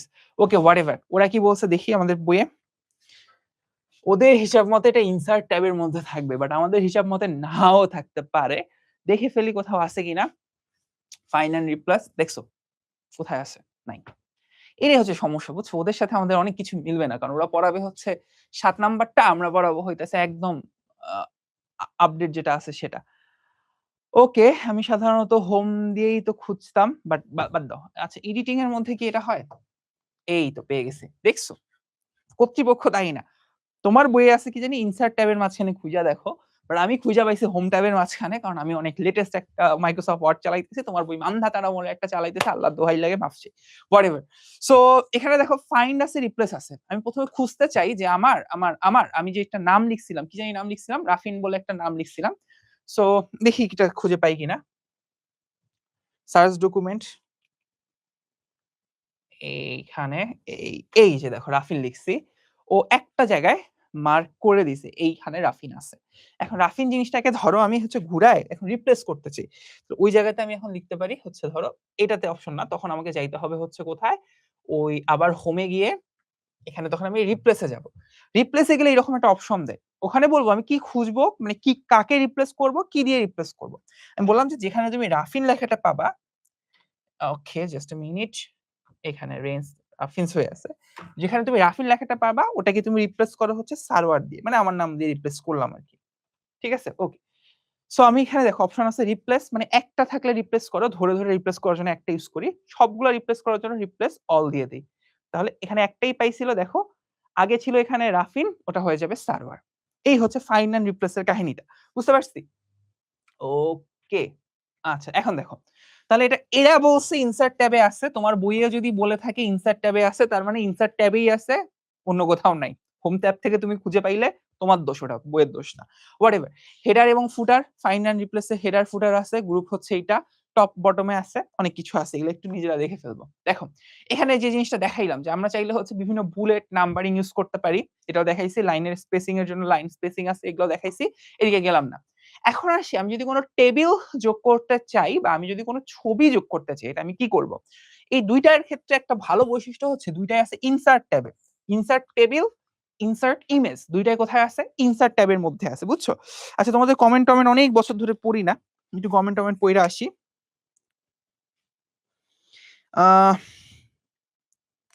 Eid market হচ্ছে বিলাসিতা, ঈদ মার্কেট বিলাসিতা, হ্যাঁ ওয়ান কাইন্ড অফ বিলাসিতা। আমরা ঈদ মার্কেট হচ্ছে, আমি নিজেও ঈদ মার্কেট করি না, সাধারণত খুব কম করি, বাট হইতাছে আমার ওয়াইফ হইতাছে প্রচুর পরিমাণে হচ্ছে আমার অনলাইন অর্ডার টর্ডার দিয়া ঈদ মার্কেট ভরায় ফেলে, হোয়াটএভার। সো একই তো হইলো নাকি? আচ্ছা, ওকে ঠিক আছে, ওকে নাইস। আচ্ছা, তোমাদের অনেকে কমেন্ট সেকশনে ঝগড়া করতেছে, এই রমজান মাস ঝগড়া টগড়া করা যাবে না। আচ্ছা, ফার্স্টে টেবিলটা যোগ করে ফেলি ঝগড়া না করে, তারপর হচ্ছে আমাদের ছবিটাও যোগ করে ফেলবো। কোথায় ছিলাম? এখানে। ধরো নিচে একটা আমি টেবিল যোগ করতে চাই, হ্যাঁ? নিচে একটা টেবিল যোগ করতে চাই। সো আমি একটু এন্টার টেন্টার মাইরা এনে চলে আসি। এখানে আসছি। এখন আমি একটা টেবিল যোগ করব। তাহলে ইনসার্ট এ যাব। এই যে এখানে টেবিল যোগ করা যাবে, এখানে ইমেজ যোগ করা যাবে, এখানে চাইলে ভিডিও যোগ করা যাবে। প্রয়োজনে তুমি কোনো যদি ওই যে YouTube এর লিংক দাও না, তোমরা শেয়ার করো যে তোমাদের ডকের মধ্যে এখানে লিংক তুমি দিবা। প্রয়োজনে তুমি লিংকও দিতে পারবা। সবকিছু কই থেকে আসবে? ইনসার্ট থেকে আসবে। এটা সত্য কথা। এটা তো মাইক্রোসফট 2007 এও যেটা 2026 এ ওইটাই থাকবে। এটা একদম মানে সলিড। সো ইনসার্ট টেবিল, তুমি কয়টা রো কয়টা নিবা এখান থেকে তুমি চাইলে এইভাবে সিলেক্ট করতে পারো যে কয়টা রো কয়টা নিব।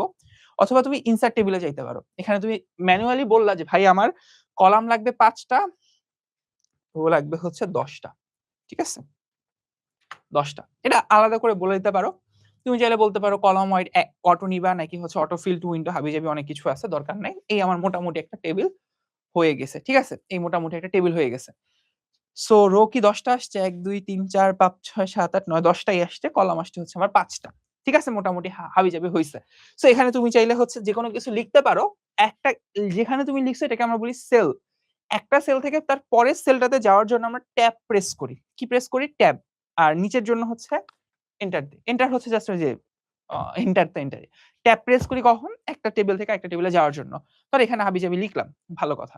তারপরে আসি, যদি তুমি হচ্ছে কোনো ছবি যোগ করতে চাও, তাহলে ইনসার্ট এ যাবা, পিকচারে যাবা। এখানে পিকচারে গেলে হচ্ছে ৩ টা অপশন আসে। তুমি চাইলে অনলাইন থেকে কোনো পিকচার নিতে পারো। স্টক ইমেজ বসাইতে পারো, বাট আমরা সাধারণত ডিস ডিভাইস বসাই। ডিস ডিভাইস বসাইলে এখানে আমার ছবি, এখানে অনেক ছবি-টবি আছে। এখানে একটা বিখ্যাত ছবি আছে তারিক ভাইয়ার। এটা দেয়া যাবে না। এখানে অনেক কিছু আছে। আচ্ছা, আমি জানি না কোন ছবি কোথায় আছে। দেখি তো একটু কি আছে। এই কে আছো? ও তারিক ভাইয়ের এই যে ড্রয়িং এর ছবি-টবি আছে। সো আমরা একটা ড্রয়িং এর ছবি নিয়ে আসি তারিক ভাইয়ের এখান থেকে। এইটা নিয়ে আসি। ভাই যেহেতু রেখেছে তাহলে ঠিকই হবে। ও মা গো! ও মা গো! এই সোজা হও। এই যে ভাইয়ের একটা বৃক্ষ পাওয়া গেছে। ভাইয়ের বৃক্ষ না, মানে ভাইয়ের ড্রয়িং এর বৃক্ষ পাওয়া গেছে আরকি। ছি, ছি, ছি। এই ছোট হও। হইছে। হ্যাঁ, তুমি এভাবে ড্রাগ অ্যান্ড ড্রপ করতে পারবা। এবং বৃক্ষটা বুঝতেই পারছো বৃক্ষটা ভালো নাই। মানে উল্টা আছে। সো আমি এটাকে একটু ঘুরাই। এই সোজা হও। মানে জাস্ট সোজা করে দিলাম আরকি। ঠিক আছে? সো মোটামুটি একটা ছবি আমরা ইনসার্ট করছি। মানে আমার কাছে বুঝছো লজ্জা লাগে এসব পড়াইতে তোমাদেরকে। কারণ আমার বন্ধু-বান্ধব যদি দেখে যে আমি বাচ্চা পোলাপাইনরা এই যে ছবি এড করা শিখাইতেছি, আমারে পচায় শেষ করে দিবে। আচ্ছা হোয়াটএভার। ওকে, পরেরটা। আচ্ছা। সো এই কি করলাম আমি এসব? পাপ করে ফেলেছি, প্রায়শ্চিত্ত করে আসছি। আচ্ছা। সো এই আছে ব্যাপার-স্যাপার আরকি। ঠিক আছে? সো পিকচার কিভাবে এড করতে হয় দেখাইলাম। ইনসার্ট টেবিল, রো, কলাম সব দেখাইছি। এখন আসি তোমার জীবনের বহুত ইম্পোর্টেন্ট হিসাব-নিকাশে। আজকে আমি দেখব কার কত টাকা-পয়সা আছে। হ্যাঁ, হিসাব-নিকাশ করব জীবনে। তোমাদের টাকা-পয়সা কত বেশি হইছে আমি এগুলো হিসাব-নিকাশ করে দেখতে চাই। হা, হা, হা। ওকে। উম ওকে, ঠিক আছে। আমার কোনো আচ্ছা, ঠিক আছে। তাহলে দেখো স্প্রেডশিট। স্প্রেডশিট জিনিসটা কই থেকে আসে এটা একটু বলি। এটা হচ্ছে মাইক্রোসফট এক্সেল থেকে নেব আমরা। স্প্রেডশিট জিনিসটা কিরকম আগে এটা একটু দেখে আসি দেখো। Microsoft Excel. স্প্রেডশিট। এখানে ওই যে এরকম বিভিন্ন টেমপ্লেটস আছে। তুমি চাইলে ব্ল্যাংক টেমপ্লেট নিয়ে শুরু করতে পারো।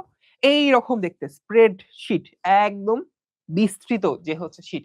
এটার লাস্টের মাথা আমি জীবনে অনেক খুঁজছি, বুঝছো? এই যে এই পাশে গিয়া অনেক খুঁজছি। এগুলা বোধহয় যে হ্যাঁ, অনেক খুঁজছি আমি এই পাশে। শেষ পর্যন্ত কখনো পাই নাই। কারণ এটা ইনফাইনাইট। অনেক পর্যন্ত যায় আরকি। ঠিক আছে? এইজন্য এটার নাম হচ্ছে স্প্রেডশিট। এত পরিমাণ বিস্তৃত যে তুমি আসলে শুরু পাবা, শেষ পাবা না। ওকে, ঠিক আছে। আচ্ছা, এখন স্প্রেডশিটের ক্ষেত্রে আসি ফার্স্ট অফ অল। স্প্রেডশিটের প্রত্যেকটা ঘরকে আমরা বলি হচ্ছে সেল। সবগুলার ক্ষেত্রে আমরা প্রত্যেকটা ঘরকে বলি সেল। এবং প্রত্যেকটা ঘরের একেকটা করে নাম আছে। নাম আছে। কিরকম নাম? যদি আমি বলি এইটা ঘর, কি নামে আমি ওকে ডাকবো? ওর উপরের কলাম হচ্ছে A, রো হচ্ছে ১। ওর নাম হবে A1। কি হবে? A1। এই ঘরটাকে আমি কি বলে ডাকবো? এই যে এই ঘরটাকে। উপরে কলাম হচ্ছে D, রো হচ্ছে 4। ওর নাম হবে D4। ঠিক আছে? এই ঘরটাকে কি বলে ডাকবো? উপরে কলাম হচ্ছে F, রো হচ্ছে 5। ওর নাম হচ্ছে F5। বুঝতে পারছো? ওর নাম দিয়ে ওকে ইউনিক ভাবে হচ্ছে ডাকা যায়। ইউনিক ভাবে হচ্ছে ওকে নাম দিয়ে ডাকা যায়। গেল ব্যাপারটা। ঠিক আছে? ব্যাপারটা গেল আরকি। ওকে। এক্সেল শিট জিনিসটা আসলে আমরা কিসের জন্য ইউজ করি? হিসাব নিকাশ করতে। টাকা পয়সা অনেক বেশি হয় মানুষের। প্রচুর পরিমাণ হিসাব নিকাশ করা লাগে আরকি।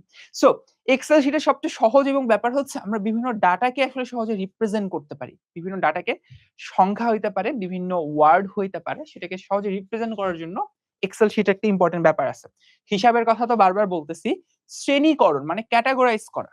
বিভিন্নভাবে ডাটাকে ক্যাটেগরাইজ করে ফেলা যায়। এক্সেল শিটে তুমি ডাটা ওই যে তোমরা গণসংখ্যা নিবেশন সারণী পড়ছো না? তোমাদের পড়াইছি না? ক্যাটেগরাইজ করার ব্যাপারটা ওই জিনিসটা আসলে এক্সেল শিটের সাথে যায়। বুঝতে পারছি? ওকে। এক্সেল শিটে এখানে একটা সবচেয়ে বড় ব্যাপার আছে, মজার ব্যাপার আছে। এক্সেল শিটে খুব সহজেই সূত্র ফেলা যায়। খুব সহজেই সূত্র ফেলা যায়। এবং এই জিনিসটা হচ্ছে আজকে ক্লাসের মেইন টপিক ১ম টা। ১ম মানে ২ টা লেকচার তো একসাথে আমাদের। সো ১ম টা অর্থাৎ এই চ্যাপ্টার 4 এর জন্য মেইন পার্ট হচ্ছে সূত্রটা। সূত্রটা আমাদের হাইলি বেশি ইম্পোর্টেন্ট। এটা একটু আমরা ভালো করে দেখব। বিভিন্ন ধরনের বিশ্লেষণ করতে পারি, বিভিন্ন ফাংশন ইউজ করা যায়। ফাংশন ইউজ করে হইতেছে জাস্ট দেখা যায় যে হইতেছে তোমার আ কোন ওয়ার্ডটা বা কোন নাম্বারটা বেশি ইউজ করছো বা কার বেতন সবচেয়ে বেশি, কে এত টাকার উপরে বেশি বেতন পাইতেছে এরকম অনেক কিছু করা যায়। একটা মজার জিনিস বলি, তোমরা বিভিন্ন কম্পিটিশন এর নাম শুনছো রাইট? ওই যে প্রোগ্রামিং কনটেস্ট এর জন্য হচ্ছে আইসিটিসি ওয়ার্ল্ড ফাইনালস হয়। ক্রিকেটের জন্য টুর্নামেন্টের নাম শুনছো যে ওয়ার্ল্ড কাপ হয়। এরকম অনেক কিছু হয়। মজার ব্যাপার হচ্ছে এক্সেলেও কিন্তু এরকম একটা কম্পিটিশন আছে। কে কত ভালো এক্সেল ইউজ করতে পারে। ইন্টারন্যাশনালি হয় আরকি। সো এটা আমি একদিন দেখে খুব টাসকি খেয়ে গেছিলাম যে এক্সেল কেমনে ইউজ করে এটার উপরেও কম্পিটিশন আছে। আমারে কেউ বলল না যে ভাই যান আপনি কম্পিটিশনে মাফ চাই। কারণ আমি এক্সেল কেমনে ইউজ করতে হয় আমি নিজে এক্সেল খুব বেশি ইউজ করি না।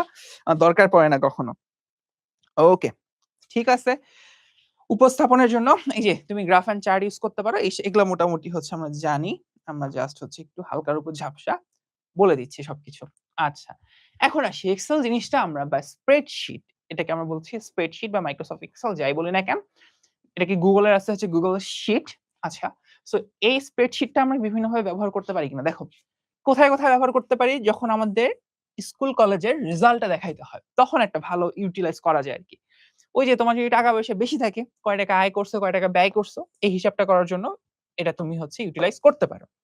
বিভিন্ন বাজেট তৈরি করার ক্ষেত্রে এক্সেল এর একটা ভালো কাজ আছে। বাজেটটা কিভাবে করে? ধরো হচ্ছে তোমার পারিবারিক বাজেটের কথাই বলি।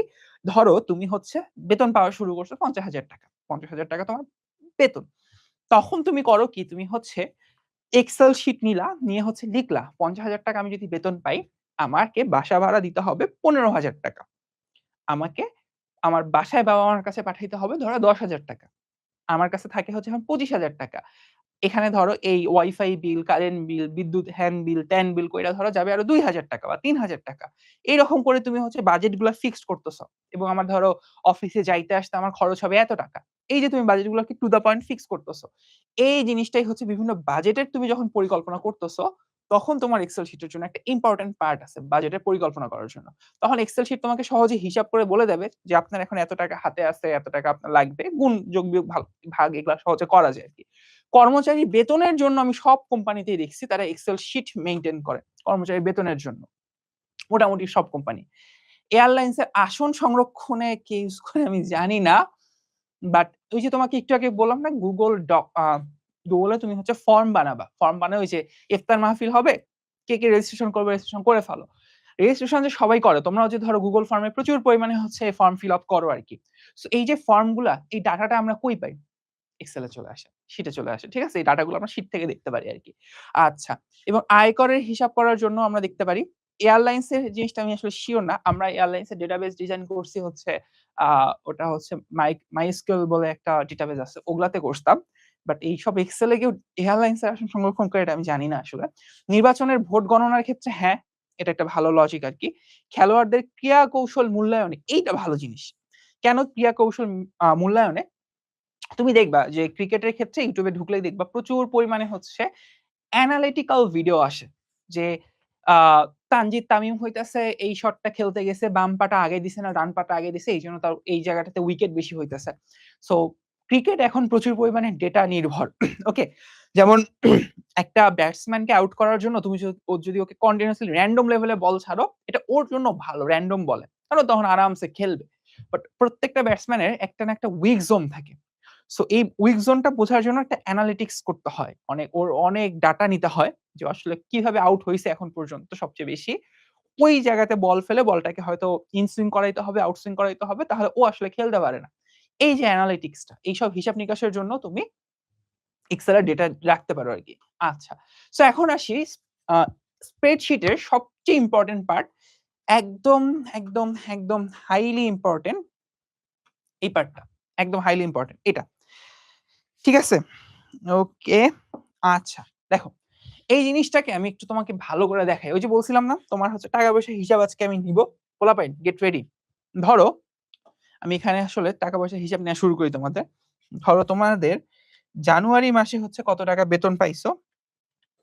এইটা। ফেব্রুয়ারিতে কত টাকা পাইছো? আর হচ্ছে ধরো মার্চে কত টাকা বেতন পাইছো? আসো আমরা একটু হিসাব করি। ফেব্রুয়ারিটা ধরো হচ্ছে ফেব্রুয়ারি। ওকে, ভালো কথা। আসো। তোমাদের নাম একটা করে আমাকে বলবা। ৩ টা তোমার মাসের বেতন বলবা। কেউ ০ বললে তারটা লিখবো না। বলো। কে কত টাকা করে বেতন পাও? মনে মানে কত টাকা বেতন পাইলে তুমি খুশি হবা? ঠিক আছে? কত টাকা বেতন পাইলে তুমি খুশি হবা?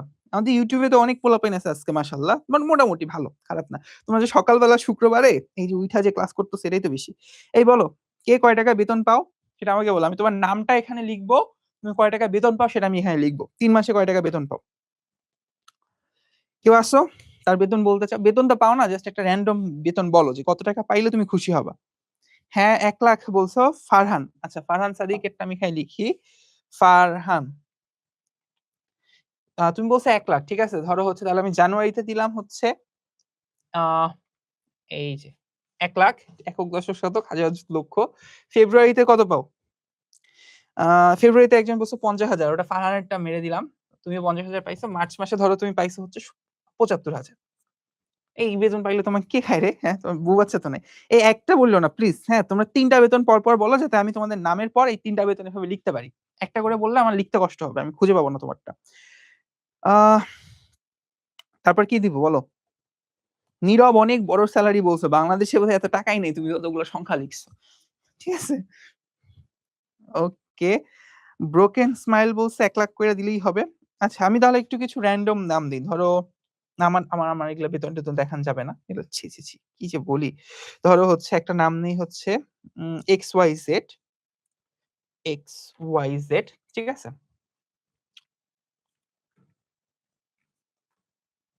XYZ, ভালো কথা।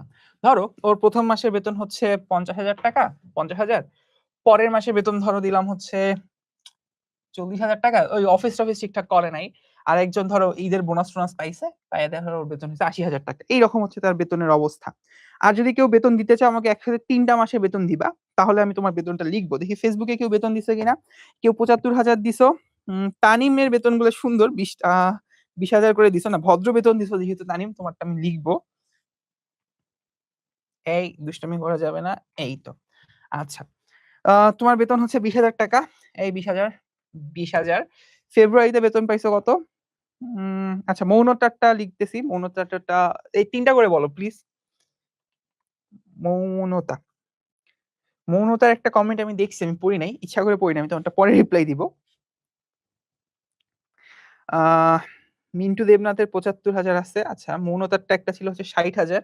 মানে মোটামুটি ধরো হচ্ছে তোমরা এই এতগুলা টাকা করে বেতন পাইছো, হ্যাঁ? আবার ধরো হচ্ছে তানিমের আরেকটা আমি দিলাম, ইচ্ছা করে দিলাম ৩০,০০০। দেখো আমি তোমাকে বোনাস দিচ্ছি, বুঝছো? মানে একটু বাড়ায় দিছি। আর ধরো মার্চে তুমি বোনাস পাবা, বোনাস সহ তোমার বেতন হচ্ছে ৳৪৫,০০০। তোমাকে আমি অনেক টাকা দিলাম। আচ্ছা, মৌনটার ধরো আর কয়েকটা বেতন একটু বেশি করে বলো প্লিজ। অনেকেই বেতন বলতেছো। ওকে, ঠিক আছে। ওকে, ধরো হচ্ছে আরেকটা দিলাম হচ্ছে ৭৫,০০০। আরেকটা দিলাম হচ্ছে ধরো ৫০,০০০। দিলাম। আরেকজন ৩ টা করে বললে লিখবো, নইলে লিখবো না। যাও। ৩ টা করে বলো না, একটা করে বলো, এটা হয়? মিন্টু বলছো হচ্ছে ৭৫,০০০। একসাথে ৩ টা করে বললে লিখবো। হোয়াটএভার, অনেক লিখে ফেলছি দেখো। ওকে, নাইস। অনেক বেতন আমাদের হয়ে গেছে। এখন আসো আমরা এখানে হিসাব করি তুমি ৩ মাসে মোট কয় টাকা বেতন পাইছো। সো এই জায়গাতে আমরা টোটালটা হিসাব করব। টোটাল। এই জায়গায় আমরা টোটালটা হিসাব করব। এখন আসি এইখানে আমার টোটালটা কত হবে এই জায়গাটাতে। এই জায়গায় টোটালটা কত হবে? টোটালটা হবে হচ্ছে আমার এই যে এই বেতনটা যোগ এই বেতনটা যোগ এই বেতনটা। মোট ৩ টা বেতন যোগ করে যত হবে সেটা আমার টোটাল হওয়ার কথা। এটা আমি কি করতে পারি? এখানে এখানে এখানে আমি চাইলে ফার্স্ট অফ অল একটা ইকুয়াল দিব। কি দিব? ইকুয়াল দিয়ে আমি এই কলামটা নিব। এই কলামটা দেখো নাম চলে আসছে E5, ওই যে বলছিলাম এটা। তুমি চাইলে তারপর লিখতে পারো যোগ এই কলামটা F5, তারপর আবার যোগ করতে পারো এই কলামটা G5। তিনটা আমি কলাম নিছি, নিয়ে আমি যদি এখন এন্টার দেই, দেখো তোমার 3 মাসের বেতন হচ্ছে, এই যে ফারহানের 3 মাসের বেতন হচ্ছে এই যে 2,25,000 টাকা, সে 3 মাসে ইনকাম করছে। আর বাকিদেরটার জন্য আমি দেখো জাস্ট এই কলামটাকে নিয়ে একটু নিচে এক্সপ্যান্ড করে দিলাম। এই কাজ করো। আচ্ছা, এটা কাজ করলো না কেন? দাঁড়াও। ওকে, আচ্ছা এটাকে ফর্মুলা ফেলতে হবে। আচ্ছা হোয়াটএভার, আমি এটা পরে দেখতেছি। কাজ করবি না মানে পরে করবি। ওকে, ভালো কথা। একইভাবে এই জায়গাটাতেও তুমি চাইলে হচ্ছে এদের বেতন নিতে পারো। এটা যোগ এটা যোগ এটা, আরে একটু এখানে যোগ না দিয়ে কি দিয়ে ফেলছি, বুড়া বয়স তো। ওকে, যোগ এটা, তারপর আবার যোগ করতেছি এইটা। 3টা বেতন যোগ করলে আমার আসতেছে এইরকম। বাট আমি কি ভাই এই যে যোগ জিনিসটা বারবার 3টার জন্য আপনি 3 বার যোগ করছেন, 4টার জন্য আপনি 4 বার যোগ করবেন, বাট এই ব্যাপারটা এরকম হলে খারাপ হয় না? এটা করার আরেকটা উপায় আছে, সেটা হচ্ছে আমি ইকুয়াল দিব, দিয়ে এখানে লেখো সাম লেখা যায়, SUM, সাম। ঠিক আছে, সাম সাম নিব। এই দাঁড়াও আমি ঠিক করে ফেলি, SUM। সাম হচ্ছে বেসিক্যালি একটা ফাংশন।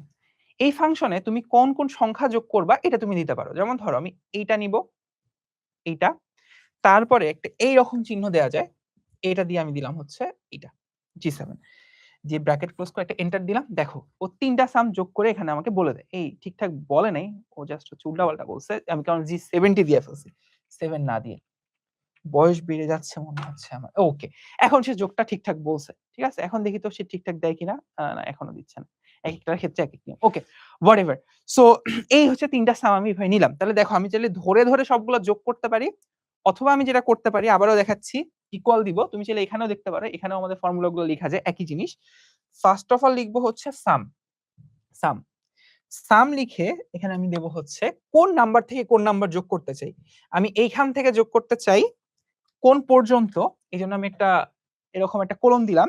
কোলন দিয়ে আমি বলবো আমি হচ্ছে এই পর্যন্ত যোগ করতে চাই, G8 পর্যন্ত। E8 থেকে শুরু করে G8 পর্যন্ত যোগ করতে চাই, দিয়ে আমি জাস্ট একটা এন্টার দিব, সে আমাকে পুরো যোগফল বলে দিবে। ঠিক আছে, ভালো কথা। এখন এই যে টোটাল নিছি, এই যে টোটালটা আমি এখানে নিছি, লাস্টে এই যে 4 জনের বেতন, 4 জন মিলে মোট কত টাকা বেতন পাইছে, আমি এইটা একটু হিসাব করতে চাই।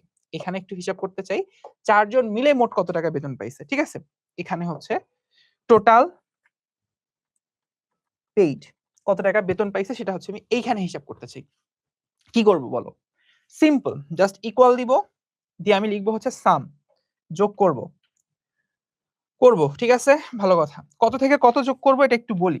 আমি শুরু করব হচ্ছে এইখান থেকে নিলাম, তারপর কোলন, শেষ করব হচ্ছে এইখানে এসে, তারপর শেষ করে দিলাম। মোট এত টাকা আমি আসলে মান্থলি স্যালারি দিছি, 6,75,000। তোমরা এই যে 3 মাসে ধরো ইনকাম করছো হচ্ছে সবাই মিলে 4 জনের হিসাব আমার আছে 6,75,000। এই যে হিসাবটা আমরা করতেছি, এইটা করাটা আসলে একটু ইজি। ঠিক আছে, এইটা করাটা একটু ইজি, বুঝতে পারছি হিসাবটা কিনা? সো এইটা আমরা করলাম কি, আমরা যোগের ক্ষেত্রে হচ্ছে এই হিসাবটা করছি এভাবে। তুমি চাইলে গুণও করতে পারো এভাবে। দেখো আমি এখানে একটু গুণ করা শিখাই। ধরো 3টা সংখ্যা নাও, একটা হচ্ছে A, একটা হচ্ছে B, একটা হচ্ছে C। আর এখানে আমি তাদের ধরো গুণটা নিব, মাল্টিপ্লিকেশনের মান নিলাম। ওকে, ধরো A এর মান হচ্ছে 2, B এর মান হচ্ছে 3, আর C এর মান ধরো নিলাম 4। এদেরকে গুণ করলে কত হয়? 3 × 6 = 6, 4 × 6 = 24 আসার কথা। সো গুণটা আমরা দুই ভাবে করতে পারি আগের মতো, ইকুয়াল দিব, তারপর লিখবো L5, তারপর গুণ দিব হচ্ছে M5, আবার গুণ দিব হচ্ছে C5, N5 দিয়া হচ্ছে তুমি চাইলে এন্টার দিতে পারো। একটা হচ্ছে এই উপায়, একটা হচ্ছে এই উপায়। আর একটা উপায় দেখাই, সেটা হচ্ছে ধরো এখানে 10, এখানে ধরো 8, এখানে ধরো হচ্ছে 7 নিলাম। আর একটা উপায় দেখাই, সেটা একই ভাবে ইকুয়াল দিবা, গুণ যেহেতু করতেছি সো মাল্টিপ্লিকেশনের MUL বলে একটা ফাংশন আছে। ঠিক আছে, এই দাঁড়াও, আচ্ছা প্রোডাক্ট, সরি মাল্টিপ্লিকেশন না, প্রোডাক্ট, এটা একটু মাথায় রাখবে, এটা এমসিকিউ এ চলে আসে। এই যে প্রোডাক্ট বলে একটা ফাংশন আছে, প্রোডাক্ট। ঠিক আছে, আমরা লিখবো হচ্ছে প্রোডাক্ট, মানে গুণ করা। কার থেকে কার গুণ করব? এইটা থেকে গুণ করা শুরু করব, শেষ করব কোথায় গিয়ে? এখানে গিয়ে শেষ করব। করে জাস্ট ইকুয়াল দাও, 560 হচ্ছে এদের গুণফল। এই যে এইভাবে আসলে আমরা গুণ করতে পারি, যোগ বিয়োগ করতে পারি। আরেকটা জিনিস দেখায়, ক্যালকুলেশন আমরা সমাপ্তি ঘোষণা করব। আরেকটা জিনিস, সেটা হচ্ছে তোমরা ধরো তোমার কখনো ট্যাক্স টুক্স তো দেও নাই, ভবিষ্যতে তো দিবা। তো ট্যাক্স দিতে হইলে হয় কি, তোমার একটা ইনকামের পার্সেন্টেজ তোমাকে ট্যাক্স দিতে হয়। ওই যে আগে স্বপ্নে যদি তুমি বাজার করতা, তাহলে হচ্ছে যত টাকা তুমি বাজার করছো তার 5% ভ্যাট দিতে হইতো। অনেক বড় বড় সুপার শপে, এই যে তোমরা ঈদ মার্কেট নিয়ে একটু আগে কথা বলছো, ঈদ মার্কেটেও ক্ষেত্রে এমন হয় আর কি, বড় বড় সুপার শপে কখনো কখনো হচ্ছে ওই যে একটু ট্যাক্স টুক্স দেয়া লাগে। তো ধরো আমরা একটু ইনকাম ট্যাক্সের হিসাব করি। ধরো তোমার স্যালারি আমি যদি নেই, এই একটু দুষ্টামি বন্ধ করি আমরা। ওকে, তোমার স্যালারি আমি নিব, তারপর স্যালারির 5% ভ্যাট নিব, ঠিক আছে? 5% ধরো ট্যাক্স পড়বে, তাহলে তোমার থাকবে কত? এটা হচ্ছে তোমার বেস স্যালারি ছিল, ধরো বেস স্যালারি ধরি আমরা, বেস স্যালারি এত, 5% ট্যাক্স পাবা, এটাকে একটু বড় করে নেই। ওকে, 5% ট্যাক্স পাবা, আর ধরো হচ্ছে টোটাল পেইড, এইটা দুইটা হিসাবে আমরা নিলাম। আচ্ছা দেখো ব্যাপারটা কি আমি বলি। ধরো ধরো তোমার স্যালারি হচ্ছে 100 টাকা, 5% ট্যাক্স মানে 100 টাকায় তোমাকে 5 টাকা ট্যাক্স দিতে হবে। তাহলে এটা তুমি সরকারকে 5 টাকা ট্যাক্স দিলা। তাহলে তোমাকে কয় টাকা দেব আমি? তোমার তো 5 টাকা তো কেটে নিবে, সরকার তো কেটে নিবে। ওই টাকা তুমি পাবা না। তুমি তখন হাতে পাবা হচ্ছে 95 টাকা। এই যে আমি ট্যাক্সের হিসাবটা করলাম, এই হিসাবটা আমরা এখন ম্যানুয়ালি করলাম, আমরা নিজেরাই মুখে মুখে হাতে হাতে ক্যালকুলেশন করলাম। এক্সেল শিটে ম্যানুয়ালি করা হয় না। এক্সেল শিটে জিনিসটাকে ফর্মুলা লেখা হয়, ফর্মুলা দিয়ে এক্সেল শিটে কাজটা সহজ হয়। যেমন ধরো ধরো ফর এক্সাম্পল একটু আগে কে জানি বলছিল, ফারহান বলছিল সম্ভবত, তোমার স্যালারি ধরো 40,000 টাকা। 40,000 টাকার 5% কত টাকা, এটা আমি কিভাবে বের করব? 40,000 টাকার 5% কত টাকা? 5% মানে কি? মানে হচ্ছে 40,000 গুণন 5%। 40,000 গুণন 5%। সো আমি এইখানে লিখতে পারি না, দেখো তো, এখানে আমি একটা ইকুয়াল দিলাম, দিয়ে লিখবো হচ্ছে এইখানে যত টাকা আছে, R6 এ 40,000 টাকা আছে, R6 তো বুঝছো যে R6 হচ্ছে রো, R6 ইনটু গুণন কত পার্সেন্ট? 5%। তাহলে এখানে 5 দিয়ে পার্সেন্টেজ দিয়ে দিব, এন্টার। 40,000 টাকার 5% হচ্ছে 2,000 টাকা। ক্যালকুলেশনটা আমার এখানেই হয়ে গেল। তাহলে আমাকে কত টাকা দিতে হবে, মানে আমি কত টাকা পাবো? 5% 2,000 টাকা তো সরকার আমার কাছ থেকে কেটে নিবে। আমার বেতন 40,000 টাকা, আমার 2,000 টাকা সরকারকে ট্যাক্স দিতে হবে। বুঝতেই পারছো 40,000 টাকায় 2,000 টাকা ট্যাক্স দিতে জীবন একদম এত আসে না। ট্যাক্স জানি কত আসে, আমার বোধহয় হচ্ছে 700 কি 800 এরকম ট্যাক্স পড়ে আরকি। আচ্ছা হোয়াটএভার।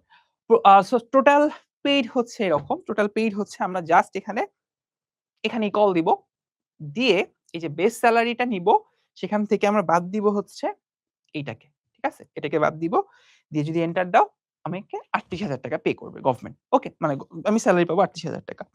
এই যে হিসাব নিকাশটা দেখাইলাম, এই যে হিসাব নিকাশটা দেখাইলাম, এই জিনিসটাই হইতেছে ক্যালকুলেশন। সো এই তিনটা ক্যালকুলেশন শুধু আমাদের কাজে লাগবে। একটু আমরা মাথায় রাখবো আমরা আসলে কি কি পড়বো। প্রথম কথা, গুণ করার জন্য তুমি চাইলে দুইটা প্রোডাক্টের গুণও নিতে পারো, অথবা প্রোডাক্ট দিয়েও গুণটা নিতে পারো। এই দুই ভাবে তুমি গুণটা করতে পারো। 1 নাম্বার। ভাগের ক্ষেত্রে এই যে এরকম a বাই b ভাগ করা যায় আরকি। আর এই যে 40,000 টাকা বা 400 টাকার 15% এর জন্য 400 লিখে 15% দিয়ে গুণ করে দিব। ঠিক আছে? এইভাবে আমরা স্প্রেডশিটে ব্যবহার করতে পারি। এখন দেখি আমাদের কিছু স্পেশাল প্রশ্ন। দেখি কে আমার এই প্রশ্নের একদম উত্তর দিতে পারে। কে? ঠিক আছে। এটা হচ্ছে আমাদের কারেক্ট আনসার। বাজেট তৈরি। পরেরটা। সূত্র বা ফাংশন ব্যবহার করার ক্ষেত্রে ফলাফল সেলে প্রথমে কি দিতে হয়? প্রথমে কোন চিহ্নটা দিতে হয়? প্রথমে কোন চিহ্নটা দিতে হয়? প্লাস চিহ্ন, এট দ্য রেট চিহ্ন, ইকুয়াল চিহ্ন, নাকি হইতাছে গুণ চিহ্ন? প্রথমে কোন চিহ্ন দিতে হয়? চিহ্নটা দাও। ক খ গ বললো না, শুধু বলো চিহ্নটা কি? চিহ্নটা একটু লিখে দাও। চিহ্নটা এই তো লিখে দিয়েছে সবার আগে কেননাথ অ্যান্ডারসন। ওকে নাইস, তোমার ইন্টারনেট মনে হয় ফাস্টার, বুঝছো? আচ্ছা এইটা হচ্ছে আমাদের গ। সমান চিহ্ন দিয়ে আমরা যে কোনো ফর্মুলা প্রথমে সমান চিহ্ন দিব, তারপর হচ্ছে ফর্মুলাটা অ্যাপ্লাই করব। ঠিক আছে? ওকে, আচ্ছা ভালো জিনিস। পরেরটা, মাইক্রোসফট এক্সেলে গুণ করার ক্ষেত্রে নিচের কোন ফাংশনটা ব্যবহার করা হয়? একটু আগে এই গুণ করার কথা বলছি। গুণ করার ক্ষেত্রে সাম না, exactly Mintu Debnath, correct answer. আর কেউ কারেক্ট অ্যান্সার দিছো? না, উত্তর হচ্ছে প্রোডাক্ট। প্রোডাক্ট দিয়ে আমরা গুণ করি। এখানে পোলাপাইন ভুল করে কেন? পোলাপাইন যে মাল্টিপ্লিকেশনের এমইউএল লিখে অথবা পুরো মাল্টিপ্লিকেশন লিখে দেয়, এটা না, কিন্তু প্রোডাক্ট মানে হচ্ছে গুণ করা। ঠিক আছে, এটা মাথায় রাখো, এটা প্রচুর এমসিকিউ এ আসার মতো ইম্পর্টেন্ট একটা কোশ্চেন, এমসিকিউ প্রচুর আসতে পারে। ওকে, ঠিক আছে, পরেরটা। প্রোডাক্টের অ্যান্সার কারেক্ট দিছো হচ্ছে এই অনেকে সাম বলতেছো, সাম না কিন্তু, সুরাই আফরিনও কারেক্ট অ্যান্সার দিছো, বাদশা সরকারও কারেক্ট অ্যান্সার দিছো, নাইস। ওকে, পরেরটা, প্রোডাক্ট আফরিনও বলছো, এনাফ। পরেরটা, এটা দেখো, শতকরা হিসাব বের করার জন্য এটা কোনটা সঠিক সূত্র? যে একটু আগে তোমাকে দেখাইলাম না, যে ধরো তুমি স্যালারি পাও হচ্ছে 40,000 টাকা বা এরকম, ওটার 5% তোমাকে ভ্যাট দিতে হয়, 5% তোমাকে ট্যাক্স দিতে হয়, ট্যাক্স। তাহলে এইটা আমি কিভাবে হিসাব করব? 40,000 টাকার 5% কিভাবে হিসাব করা হয়? আমি ফার্স্টে হিসাব করি এইভাবে না, 40,000 টাকা আমার আছে, 5% মানে কি, 5/100, এটা না, এই জিনিসটাকে আমরা এইভাবে লিখি, 5%। তাহলে এইটার অ্যান্সার কি হবে? অপশনের দিকে তাকায় দেখো।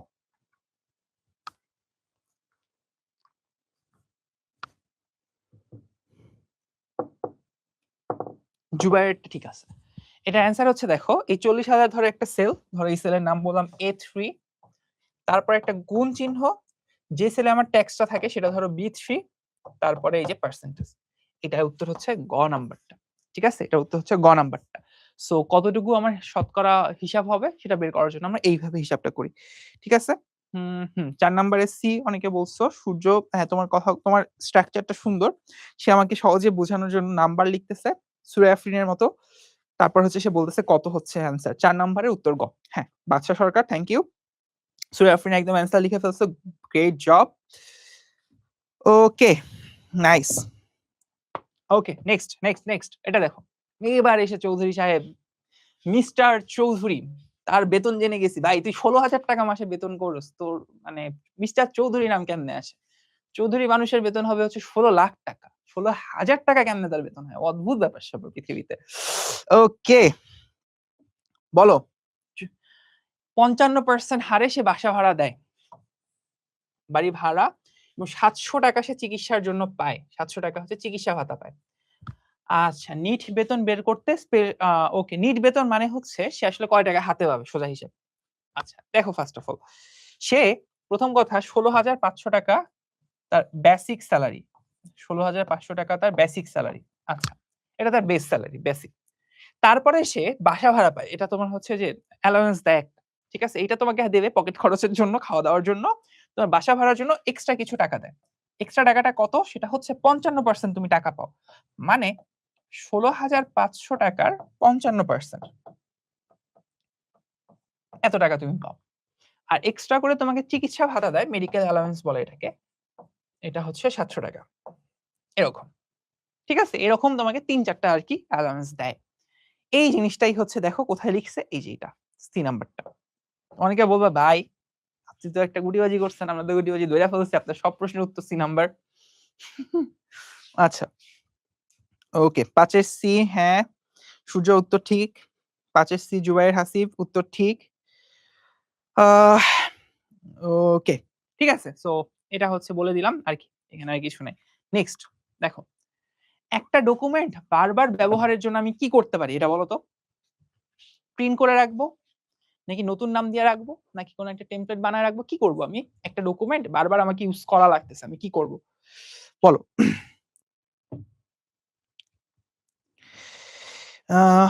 এই তো অনেকে কারেক্ট অ্যান্সার দিছো। Kenneth Henderson, you started answering the correct. Afrin 6-এর বি। মিন্টু দেবনাথ আগেরটা উত্তর সঠিক দিছো।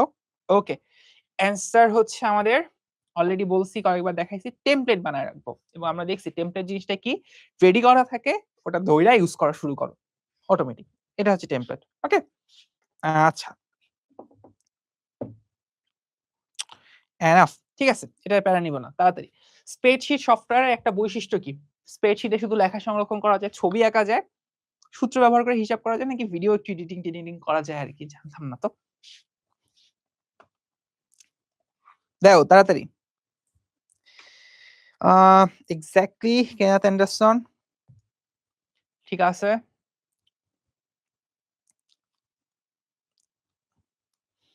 রোদেলা ঠিক আছে, রাফসান ঠিক আছে, সাদিকুল এনাফ, ওকে গুড, সূর্য ঠিক আছে, এনাফ গুড। পোলাপাইন সব পারে, আমার থেকে ভালো পারে। এই তোমরা আসো না একদিন ক্লাস নিয়েছো আমার কাছে, এখানে আমি তোমাদের বসে থাকবো, তোমরা ক্লাস নিয়ে যাবো। হ্যাঁ ওকে। আচ্ছা, ডকুমেন্টে মার্জিন ঠিক করতে হইলে কোনটা ব্যবহার করবো? মার্জিন মার্জিন মার্জিন, একটু আগে বারবার বক বক বক বক করে গেছি, বলো মার্জিন কোন ট্যাবে ছিল? মার্জিন কোন ট্যাবে ছিল?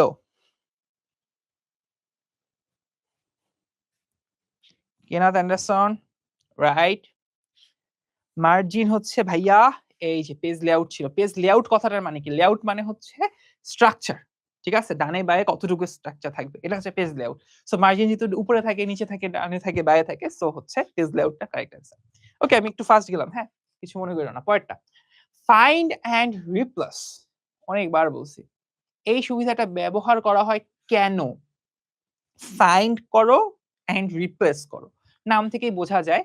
এটা আমি বলে দেই, হ্যাঁ বানান তো শুদ্ধ করবো না আমরা, দ্রুত শব্দ খুঁজে বের করে এটাকে আমি পরিবর্তন করতে চাই। ফাইন্ড করতে চাই দ্রুত, এন্ড রিপ্লেস পরিবর্তন করতে চাই, এটা আর বলার কিছুই নাই।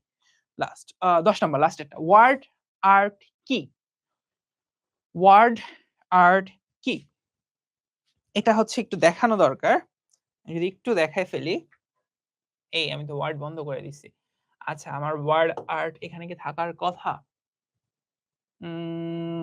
না, এখানে থাকে না, এক্সেলে থাকে না, ওয়ার্ডে থাকে। সো আমি একটু ওয়ার্ড আর্টটাও দেখায় আসি তোমাদেরকে, যেহেতু আমি এটা দেখাইতে ভুলে গেছিলাম। এটা সিম্পল, জাস্ট একটা ওয়ার্ড লিখছো, এই ওয়ার্ডটাকে অনেক ভাবে আসলে ডিজাইন করা যায়। ধরো এই যে আমি রাফিন ওয়ার্ডটা লিখছি, এটাকে যে হোমে গিয়ে, আচ্ছা দেখি তো ইনসার্টে আছে কিনা, টেক্সট বক্স, এই যে এটা হচ্ছে ওয়ার্ড আর্টের আইকন। এখানে ওয়ার্ডটাকে অনেক ভাবে আসলে দেখানো যায়। এই ধরো আমি লেখাটাকে চেঞ্জ করে দিলাম, আবার ইনসার্ট থেকে হচ্ছে এই যে ওয়ার্ড আর্টটাকে ধরো অনেক ভাবে দেখানো যায়। এই যে একটু ডিজাইনটাকে আসলে ঠিক করে ফেলা, ঠিক আছে, এখানে ডিজাইনটাকে ঠিক করে ফেলা। ওকে, সো ওয়ার্ড আর্ট, এই থামো দেখি, এখানকার লেখা ডিজাইন গুলো হচ্ছে ডিফারেন্ট। সো এরকম ধরো ওয়ার্ডের ডিফারেন্ট ডিফারেন্ট ডিজাইন বা শেপ নিয়ে আসা যায়। তুমি চাইলে বিভিন্ন ভাবে কালার টালার চেঞ্জ করতে পারো, ফিল ডিফারেন্ট করতে পারো, আউটলাইন ডিফারেন্ট দিতে পারো, অনেক কিছু দেওয়া যায় আর কি। এটা হচ্ছে ওয়ার্ড আর্ট, মানে লেখাটাকে হচ্ছে বিভিন্ন ভাবে ডিজাইন করা যায় সোজা হিসাব। ওয়ার্ড আর্ট তাহলে কি হইলো? এটা বিভিন্ন স্টাইলে লেখা সাজানোর নিয়মকে আমরা বলি হচ্ছে ওয়ার্ড আর্ট। এটা আর দেখানোর কিছু নেই, ঠিক আছে। ওকে, আমি এটা শেষ করে ফেললাম এই চ্যাপ্টারটা। নেক্সট চ্যাপ্টারে যাই, multimedia and graphics. Multimedia and graphics কি জিনিস? মাল্টিমিডিয়া মানে কি? মাল্টি অনেক কিছু আছে, মিডিয়া অনেকগুলা, মিডিয়া মানে মাধ্যম। কি রকম মিডিয়া আছে? ওই মুক্তিযুদ্ধের সময় আমাদের মিডিয়া কি ছিল? মিডিয়া ছিল হইতাছে রেডিও, যেটাতে আমরা কিছু দেখতে পারতাম না, খালি শুনতে পারতাম। রেডিও হচ্ছে একটা মিডিয়া ছিল মুক্তিযুদ্ধের সময়, এক নম্বরে। তারপর হচ্ছে ওই মোমেন্টে ধরো সংবাদ ছিল, সংবাদপত্র ছিল, হ্যাঁ ছিল, সংবাদপত্র ছিল। সো ওখানে আমরা কিছু শুনতে পারতাম না, কিছু দেখতে পারতাম না, শুধু পড়তে পারতাম, টেক্সট, টেক্সট ছিল আর কি, ঠিক আছে। তো ওটাও এক ধরনের কি মিডিয়া। সো মিডিয়া জিনিসটা তিন রকম হইতে পারে। আমরা যে বলি না আমাদের পঞ্চ ইন্দ্রিয়, একটা হচ্ছে স্পর্শ করেন, দ্যাটস নট দ্য মিডিয়া। তারপর হচ্ছে দেখা, দেখার জন্য টেক্সট আছে। তারপর ধরো শব্দ শুনতে পারি, শোনার জন্য হচ্ছে তোমার অডিও আছে, এগুলোই হচ্ছে আমাদের মিডিয়া, ঠিক আছে। এটা হচ্ছে মাল্টিমিডিয়া। সো মাল্টিমিডিয়া জিনিসটার জন্য বলি, মাল্টিমিডিয়া মানে অনেকগুলা মাধ্যম। মাধ্যম হইতে পারে কি, শব্দ একটা মাধ্যম সাউন্ডের জন্য, ভিডিও দেখতেছি, ইমেজ, পিকচার, এটাও একটা মাধ্যম, ওয়ার্ড শব্দ, টেক্সট, তিনটা মাধ্যম, তিনটা হচ্ছে fundamental, text, sound, image, text, sound, image, তিনটা ফান্ডামেন্টাল।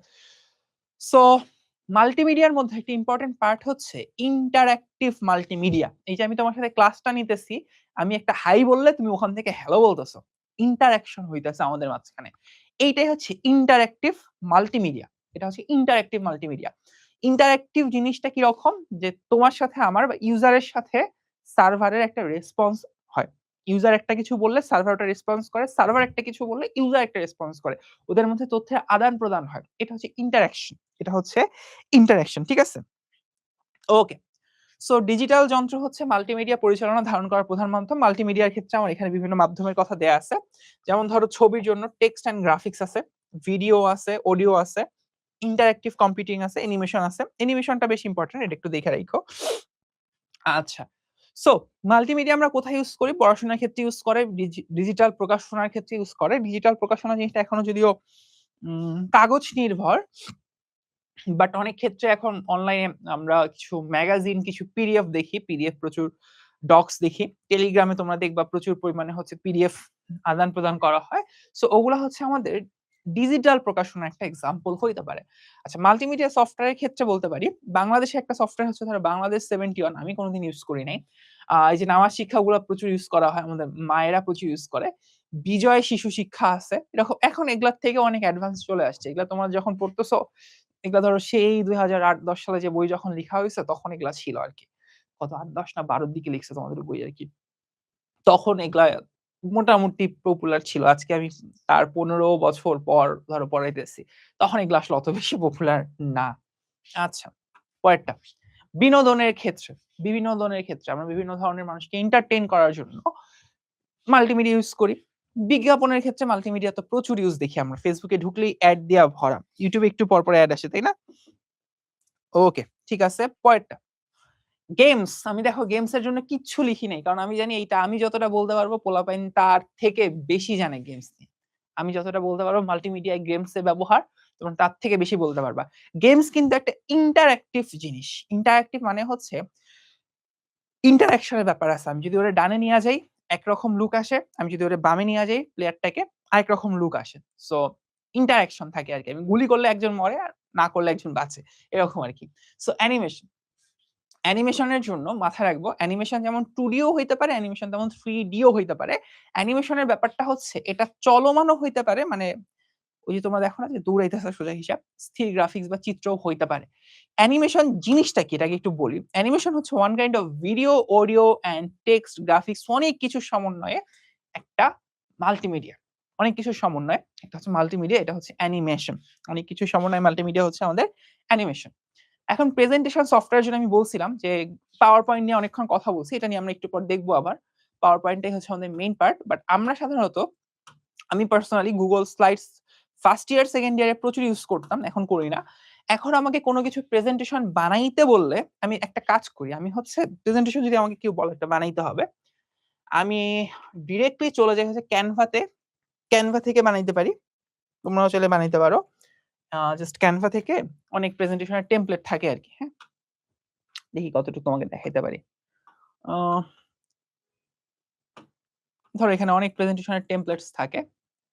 আমি যদি ধরো কন্টিনিউ করতে হয় আরকি। আপাতত আমি এত ডিটেইলস এ দেখাচ্ছি না। এখানে অনেক টেমপ্লেটস চলে আসবে আরকি। এখানে অনেক লগইন-টগইন এর ব্যাপার আছে। আমি চাই না এখন লগইন করতে। আর আমরা একটা বানাইছি পার্সোনালি, আমরা পার্সোনালি কয়েকজন মিলে একটা বানাইছি বাংলাদেশে। এটা একটা আম স্টার্টআপ বলতে পারো।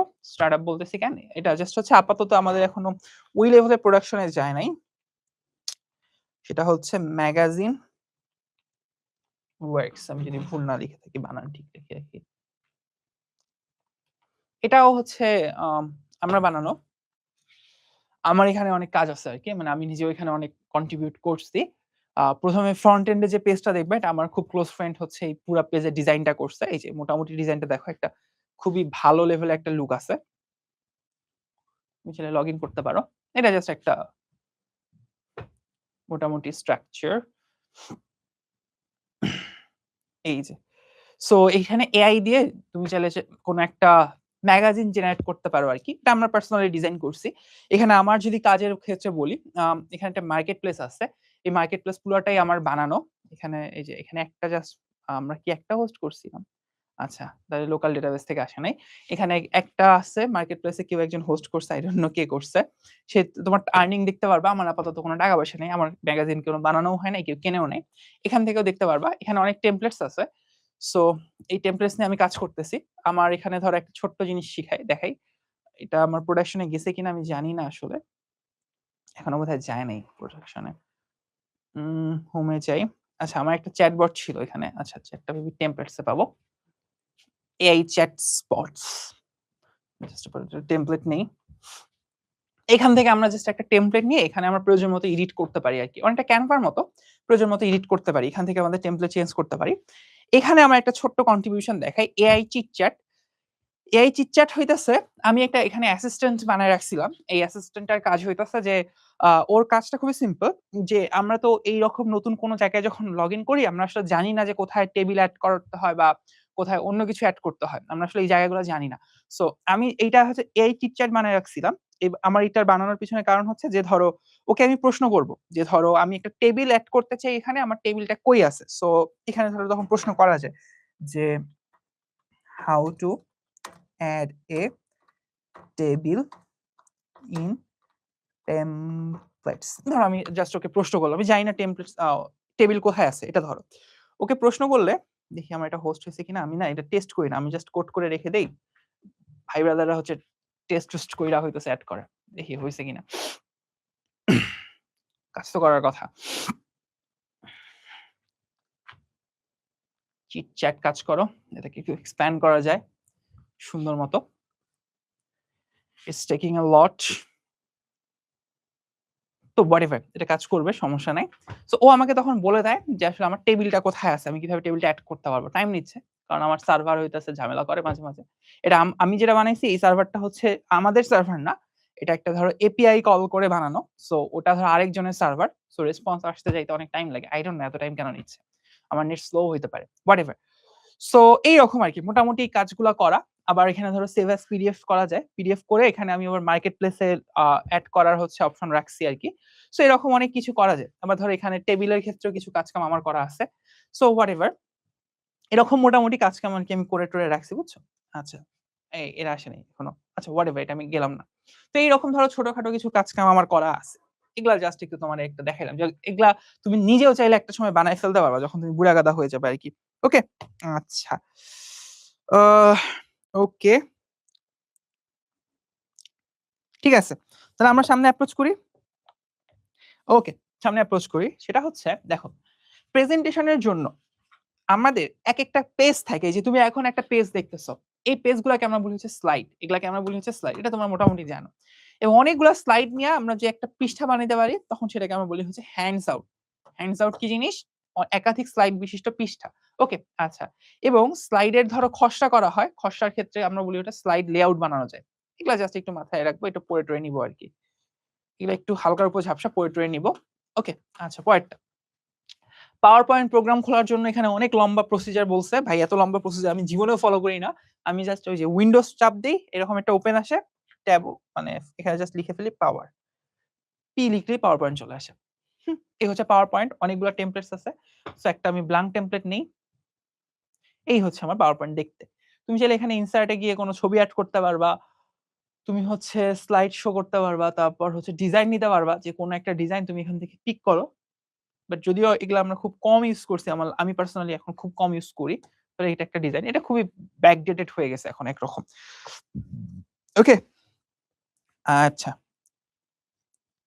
ঠিক আছে গেল এই হচ্ছে পাওয়ার পয়েন্টের কিভাবে ওপেন করতে হয় সেটা একটু বলা আছে পরে যদি বলি টেক্সট বক্স এবং টেক্সট ফরম্যাটিং এই জিনিসগুলো আমি একটু আগেও দেখাইছি ওয়ার্ডের ক্ষেত্রে তুমি চাইলে কোনো একটা কিছু অ্যাড করতে পারো লেখার জন্য আবার ধরো টেক্সট বক্স আছে তুমি চাইলে লেখার ফন্ট ঠিক করতে পারো একই কথাবার্তা আমি জাস্ট একটু দেখাই আমরা চাইলে এখানে ইনসার্ট দিয়ে এই যে টেক্সট বক্স অ্যাড করতে পারি ইনসার্ট তাহলে এখানে দেখা একটা বক্স চলে আসছে এই যে এই বক্সটা ঠিক আছে আমি বক্সটাকে একটু সরাই দেখে এই যে আপনার এখানে একটা বক্স চলে আসছে এটাকে চাইলে বড় করতে পারি ছোট বড় যা ইচ্ছা করতে পারি এখানে আমরা কিছু লিখতে পারি অনেক কিছু লিখলাম লেখাগুলো বোঝা যাচ্ছে না কালারটা চেঞ্জ করে দেই হোমে যাব গিয়ে এখানে ধর কালারটা দিলাম হচ্ছে রেড ঠিক আছে লেখাটা এখন রেড হয়ে গেছে তো এরকম লেখাটা সাইজটাও বোঝা যাচ্ছে না সাইজটা একটু বাড়ায় দেই এই আচ্ছা এগুলা এগুলা একটু ডিলিট করে দিই এগুলো আমার দরকার নেই এটা জাস্ট ডিলিট আচ্ছা সো এগুলা আচ্ছা সমস্যা নেই থাক ভাই আচ্ছা ওটাই ডিলিট হয়ে গেল যেটা ডিলিট করতে চাচ্ছিলাম না এটাকে একটু জাস্ট এখানে নিয়ে আসি সাইজটাকে একটু বাড়ায় দেই তুমি চাইলে এখানে প্রয়োজন মতো তোমার সাইজিং দিতে পারো একটু সাইজ বাড়ায় চলে মোটামুটি একটা সাইজিং করা যায় আর কি সো এই ব্যাপারগুলাই ফন্টন আমি আর দেখাচ্ছি না এগুলো তোমরা অলরেডি ডকে দেখছো এগুলা পারবা সেভ অ্যাজ অলরেডি জানি সো আমি এখানে আর কথা বলতেছি না নতুন স্লাইড যদি আমি তৈরি করতে চাই এখানে একটা ইম্পর্টেন্ট জিনিস বলি দেখো এখানে আমার একটা ধরো পেজ আমি বানাইছি, এখানে আমার কাছে একটাই পেজ আছে, এগুলা কোনো পেজ না, এগুলা যদি আমি ডিলিট করতে পারতাম ভালো হইতো। এটা ডিলিট, এটা যদি ডিলিট করি, ওকে জাস্ট একটা স্পেস দিলে এটা চলে যাবে। ওকে, সো এই যে একটা জাস্ট আমার পেজ আছে, আমি চাইলে আরেকটা পেজ যদি নিতে চাই তাহলে আমি ধরো এখানে ক্লিক করলে নতুন স্লাইড, নিউ স্লাইড বলে একটা অপশন দেয়, তখন আমি একটা নতুন স্লাইড অ্যাড করতে পারি, এটা একটা উপায়। আবার ইনসার্টে গিয়েও আমি এখানে লিখতে পারি নিউ স্লাইড, কিরকম স্লাইড তুমি নিবা, এখানে অনেক অপশন দেয়, আমি একটা ব্ল্যাঙ্ক স্লাইড নিলাম আর কি, এভাবেও হয়। আরেকটা ইম্পর্টেন্ট জিনিস আছে, আরেকটা ইম্পর্টেন্ট জিনিস আছে, এটা এমসিকিউ এর জন্য খুব কাজে লাগবে।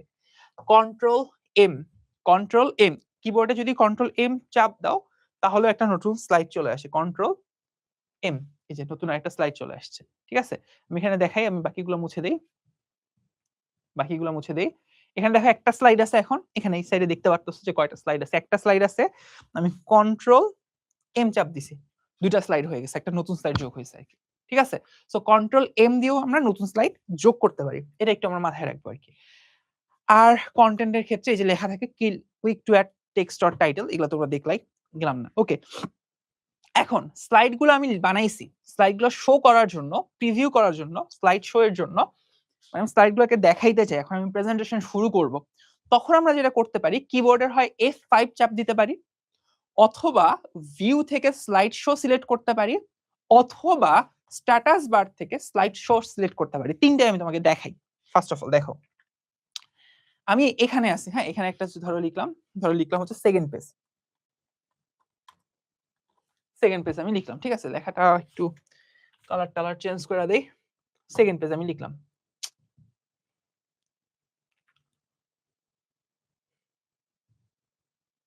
কালার একটা দিয়ে দিলাম সেকেন্ড পেজ। ঠিক আছে, তাহলে এটা হচ্ছে আমার হিজিবিজি একটা ফার্স্ট পেজ, তারপর একটা হচ্ছে সেকেন্ড পেজ। প্রথমত আমি প্রেজেন্টেশনের জন্য কি করতে পারি, ফার্স্ট অফ অল ওরা বলছিল, এই দেখো প্রথমে একটা প্রেজেন্টেশন আইকন আছে, এটা ক্লিক করতে পারি, প্রেজেন্টেশন শুরু হয়েছে, পরের পেজে যাওয়ার জন্য একটা স্পেস দিলে সেকেন্ড পেজ চলে আসতেছে, এটা প্রেজেন্টেশন। তারপরে একটা উপায় হচ্ছে F5 চাপ দেওয়া, কিবোর্ডের F5, এই যে F5 চাপ দিলে শেষ হয়, ESC চাপ দিলে বাদ হয়। আচ্ছা, আমি যদি এখানে একটু অন স্ক্রিন কিবোর্ডটা নিয়ে আসি, ওয়ান স্ক্রিন কিবোর্ড, ওকে ওকে, দেখো আমি এখান থেকে একটু যদি এখানে F এর হিসাব নিকাশ নাই, সো এই যে প্রেজেন্টেশন শুরু করার জন্য আমরা চাপ দিব কন্ট্রোল দিয়ে এম চাপ দিব। ঠিক আছে, যদিও এটা কাজ করবে না, আই নো, এই যে কিবোর্ডের হিসাব আলাদা, এদের হিসাব আলাদা, সো হোয়াটএভার, এখানে হিসাবে আমার দরকার নেই এর হিসাবে যাওয়ার, হোয়াটএভার, কন্ট্রোল চেপে এম চাপ দিব। ওকে, এটা একটু মাথায় রাখিব, এই যে এগুলা।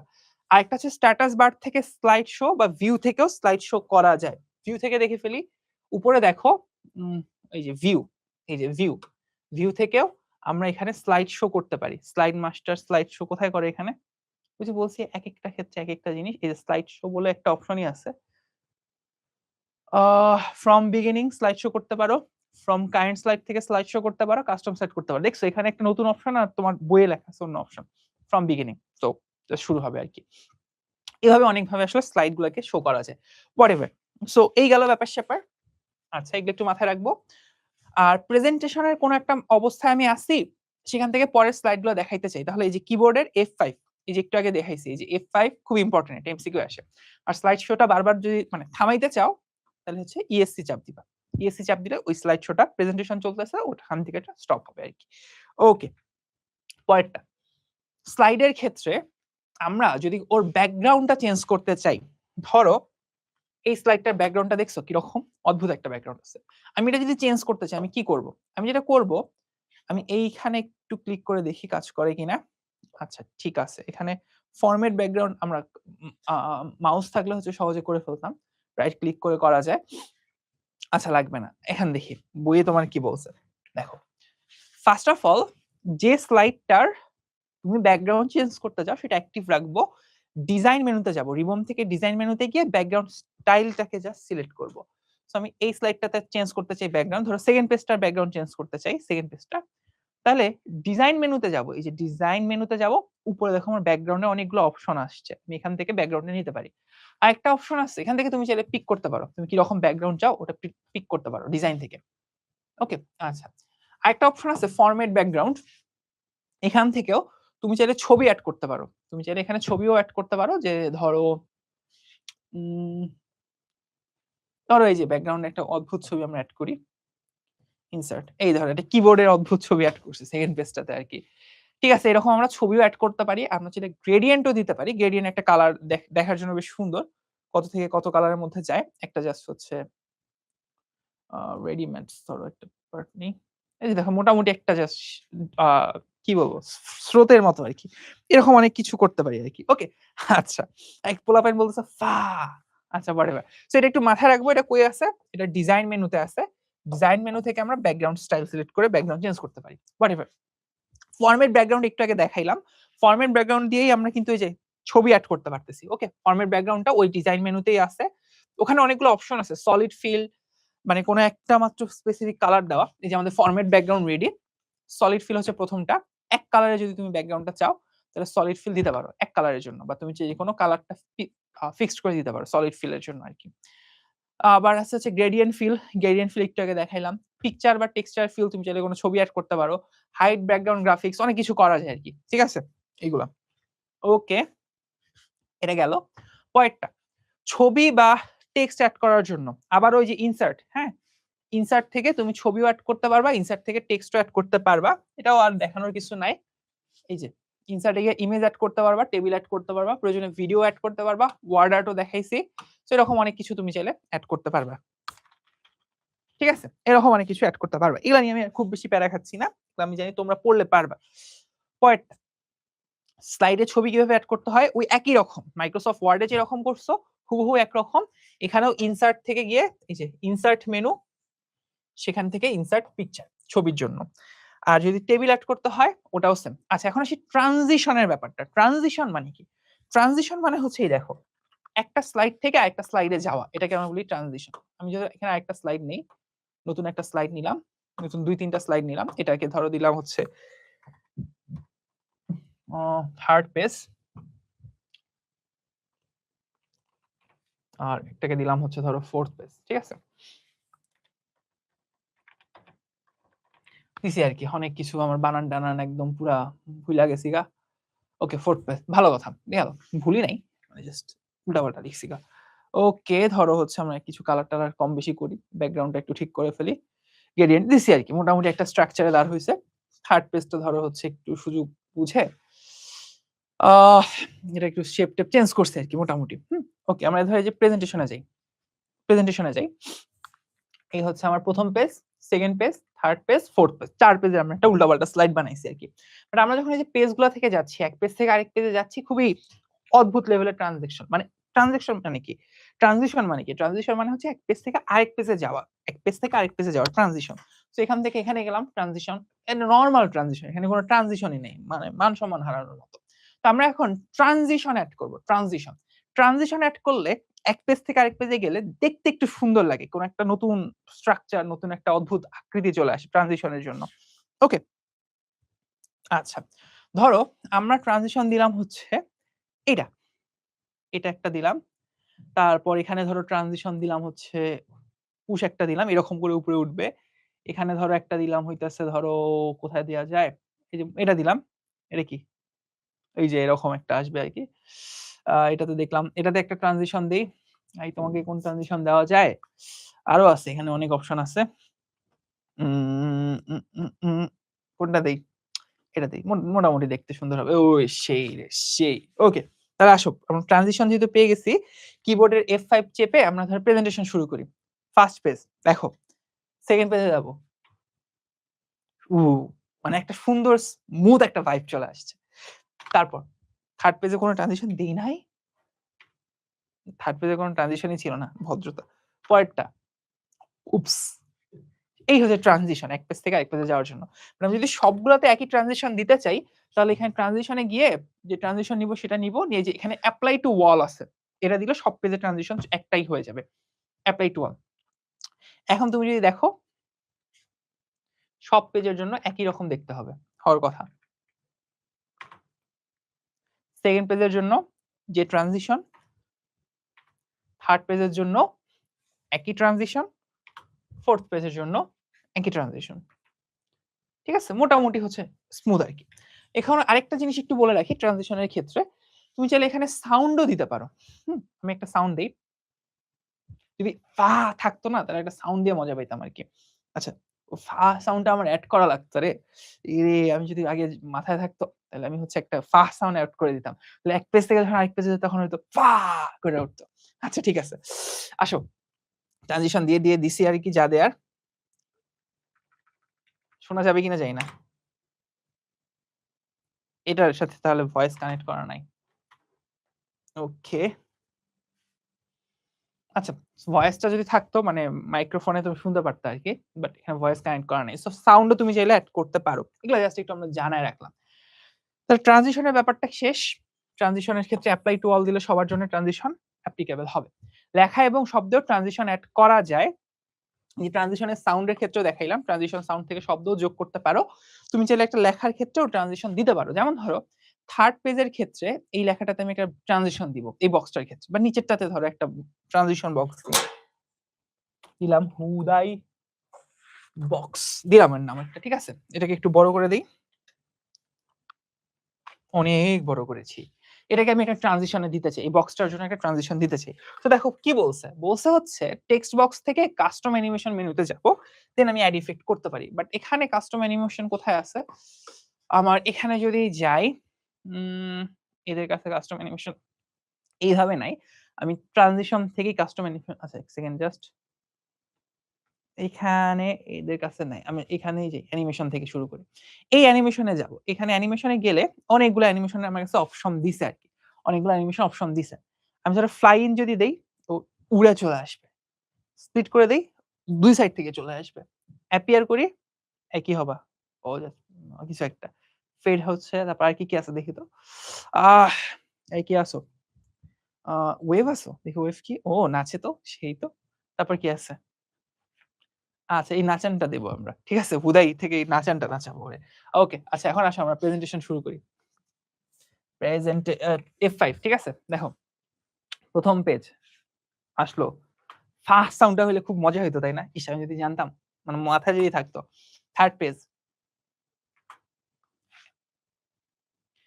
এই যে হুদাই বক্সটা কোনভাবে নেচে আসছে বাট দেরি হয়ে গেছে। ঠিক আছে? হুদাই বক্সটা আসছে ঠিক আছে বাট ওই যে ও আস্তে হচ্ছে আরেকটা ট্রানজিশন হয়ে গেছে। ওকে। এই যে হুদাই এখন নাচতেছে। আরেকটু যাই। আরেকবার নাচাই। নাচতে ভাল লাগে ওর। ওকে, আচ্ছা পরের পেজ। এই হচ্ছে আমার ট্রানজিশনের ব্যাপার-স্যাপার। মোটামুটি বুঝছি। আচ্ছা, সো ট্রানজিশন সাউন্ড গেল। তারপর মুভিও এড করা যায়, ভিডিও। যে ইনসার্ট থেকে যেভাবে ছবি এড করা যায়, ইনসার্ট থেকে তুমি চাইলে ভিডিও এড করতে পারো। এই যে ইনসার্ট থেকে এইখানে এই যে ভিডিও আছে। তুমি চাইলে এই যে ভিডিও থেকে কোন এই ডিভাইসে ভিডিও এড করতে পারো, অডিও এড করতে পারো, স্ক্রিন রেকর্ডিং দিতে পারো, অনেক কিছু দিতে পারো আরকি। সো এখানে ২ টা জিনিস মাথায় রাখবো। ভিডিওটা অটোমেটিক ওপেন হইতে পারে, when clicked ক্লিক করলে ওপেন হইতে পারে। এটা তুমি চাইলে চয়েস করে দিতে পারো। এটা নিয়ে প্যারা নাই। পরে এখন আমরা চলে যাই ঝটপট এমসিকিউ রাউন্ড 2। তোমাদের হায়ার ম্যাথের ক্যালকুলেটর হ্যাকস এর জন্য আমি এই ঈদের মধ্যে কাজ শুরু করব। ঈদের মধ্যে অলরেডি কাজ শুরু করছিলাম, আগাইছিলাম। বাট তোমাদের এই যে কোর্সের কাজ করতে গিয়ে আমার আসলে কাজটা একদম নষ্ট হয়ে গেছে। এটা নিয়ে আমি নিজেও খুব কষ্টে আছি। বাট আমি যেহেতু কথা দিছি আমি কথা রাখবো। তোমাদের পরীক্ষার আগে ইনশাআল্লাহ তোমরা হায়ার ম্যাথের ক্যালকুলেটর হ্যাকস পেয়ে যাবা। আমি ঈদে বাসা যাব হচ্ছে তোমাদের, আমি সাধারণত বই-টই নিয়ে এখন বাসায় যাই না। ভার্সিটিতে উঠছি, বুড়াগাদা হইছি। বই নিলেও হচ্ছে ধরো ওই যে ইসলামিক বইগুলো পড়ার জন্য বাসায় নিয়া যাই। আমার পুরা টেবিলে হইতাছে ইসলামিক বই দিয়ে ভরা। ওই যে তোমাদেরকে যখন অ্যানাউন্সমেন্ট দেই না? তোমাদেরকে যখন অ্যানাউন্সমেন্ট দেই, কালকেও দিছি, এর আগেও দিছি। দেখবা আমি যদি বাসা থেকে অ্যানাউন্সমেন্ট দেই, পিছনে আমার ওই যে বুক শেলফ এর একটা অংশ দেখা যায়। বুক শেলফ বলতে টেবিলের একটা অংশ দেখা যায়। ওইটাতে জাস্ট হইতেছে আমার অনেক প্রচুর বই আছে, হ্যাঁ? ওকে। তো আমি সাধারণত ঐরকম কিছু বই নিয়ে বাসা যাই। বাট হইতাছে তোমাদের এই ক্যালকুলেটর হ্যাকস শুট করার জন্য একটা মানে বিগত বছরের প্রশ্নগুলো এনালাইসিস করার জন্য কোয়েশ্চেন ব্যাংক নিয়ে বাসা যাব। বুঝতেই পারতেছো তোমাদের জন্য ডেডিকেশন নিয়ে যাচ্ছি। ওকে, হ্যাঁ। আচ্ছা সি রাইট অ্যান্সার। ওকে। সমন্বিত মাধ্যমকে কি বলা হয়? রাইট অ্যান্সার হচ্ছে মাল্টিমিডিয়া। ৩ টা জিনিস কিন্তু যে টেক্সট মানে বর্ণ, ছবির জন্য ইমেজ, সাউন্ড এর জন্য শব্দ। গেল। কয়েকটা। ইন্টারেক্টিভ মাল্টিমিডিয়া নিচের কোনটা? এটা বলো দেখি কে?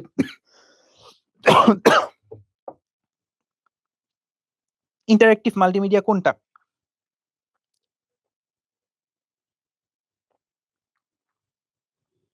কেউ আসো বলতে পারবা? ১২ সি ভিডিও গেমস। বাদশা কারেক্ট। 12 সি। সবাই একটু ওই যে নাম্বারটা লিখবা, কত নাম্বারের উত্তর কত, এটা একটু নাম্বারটা লিখে বলবা। যেমন এখানে বলছো 12 সি, হ্যাঁ, নইলে আমার বুঝতে সহজ কঠিন হয় যে তুমি আগের প্রশ্নের উত্তর দিচ্ছ না এই প্রশ্নটার উত্তর দিচ্ছ। এক্স্যাক্টলি 12 সি, ঠিক আছে। ওকে, নাইস। পরেরটা 13 নম্বর। একটা স্লাইড থেকে অন্য একটা স্লাইডে যাওয়ার সময় যে একটা ইফেক্ট থাকে, বিশেষ একটা ইফেক্ট আমরা যোগ করছিলাম, ওই যে ফা, যদিও করতে পারি নাই যোগ, হোয়াটএভার, এই ইফেক্টটাকে আমরা কি বলি? এটাকে আমরা সাউন্ড ইফেক্ট বলি, এটাকে আমি কি অ্যানিমেশন বলি, নাকি অন্য কিছু বলি? হ্যাঁ, আজকে ফ্রাইডে। 12 সি বলতেছে আগেরটা। একটু এই প্রশ্নের উত্তরে চলে আসি। Waiting for this question answer. তোমরা প্রশ্ন উত্তর দিতে থাকো, আমি একটু তখন বসে বসে তোমাদের কমেন্ট পড়ি। হ্যাঁ, একটু দাঁড়ায় আর কত ক্লাস নেবো বলো রোজা রেখে। 13 নাম্বার। এই পোলাপান 14 চলে গেছো কেন? আমি তো 14 নাম্বার প্রশ্নই এখনো লিখি নাই। 13 B, exactly. Afrin first of all correct answer দিয়ে ফেলছো। একটা প্রশ্নের অ্যান্সার ছিল ভিডিও গেম, পোলাপাইন গিয়ে লিখতেছে ফ্রি ফায়ার। ভাই ফ্রি ফায়ার অ্যান্সারটা ছিল পোলাপাইন। আচ্ছা, ঠিক আছে। 12 না রে, 14 না, ওটা হচ্ছে 13। 13 বি, ঠিক আছে। এটা 13 নম্বর প্রশ্ন, ভালো করে দেখো। এটা হচ্ছে ট্রানজিশন, ভালো কথা। পরেরটা, প্রেজেন্টেশনে নতুন স্লাইড যুক্ত করার জন্য আমরা কোন কমান্ডটা পড়ছিলাম? কোন কমান্ডটা পড়ছিলাম? নতুন একটা স্লাইড যোগ করার জন্য একটা কমান্ড আমরা দেখছিলাম, সেটা কি ছিল? নতুন একটা স্লাইড যোগ করার জন্য একটা কমান্ড দেখছিলাম, সেটা কি ছিল? ইন্টারেক্টিভ এর আরেকটা এক্সাম্পল ভালো একটা বলছে রিথিং একাডেমি স্যার। হ্যাঁ, রিথিং একাডেমি হচ্ছে এই যে আমরা ইন্টারেক্টিভ ক্লাস নিচ্ছি, সেটা একটা খুবই গুড এক্সাম্পল আর কি। ওকে, পরেরটা বলো দেখি। 14 নাম্বার, ঝটফট। এই 14 নাম্বার কি আগে উত্তর দিতে পারো? আমি এটা একটু তাকায় থেকে দেখতে চাই। 14 এ প্রথম সূর্য বলছো এ, এ হচ্ছে কন্ট্রোল এন। কন্ট্রোল এন আসলে না। 14 এ না, বিশ্বাস করার দরকার নেই। আমি কন্ট্রোল এন চাপ দিয়ে দেখাই। এই যে এখানে গেছি, কন্ট্রোল এন এর পুরো নতুন ফাইল ওপেন হয়ে গেছে। কি উত্তর দিলা ভাই? একটা নতুন ফাইল ওপেন হয়ে গেল আগেরটা বাদ দিয়া। এটা কোনো উত্তর দিছো তোমরা? হ্যাঁ, ঠিকঠাক উত্তর দাও। কি উত্তর হবে? ভাই যেহেতু বলছেন এন হবে না, তার মানে বুঝতেছি। 14 সি বলছো সবার আগে সুরাইয়া আফরিন এবং Rabeya Basri. Thank you so much, তোমাদের উত্তর কারেক্ট। আর কেউ বলছো সি? হ্যাঁ, সূর্য বলছো সি। একে ওকে, 14 হচ্ছে সি, কন্ট্রোল এম। এম তে নতুন স্লাইড যোগ হয় আর কি। পরেরটা, পরেরটা, স্লাইড শো শুরু করার জন্য আমরা কিবোর্ডে কোন বাটনটা প্রেস করতাম? স্লাইড শো শুরু করার জন্য কিবোর্ডের কোন বাটনটা আমরা প্রেস করতাম? নাম্বারটা আগে বলবা 15, তারপর বলবা অ্যান্সার কত। দুইটা একসাথে, মানে শুধু এবিসিডি বললে বুঝবো না আমি। কত নাম্বারের কত উত্তর এটা বলতে হবে।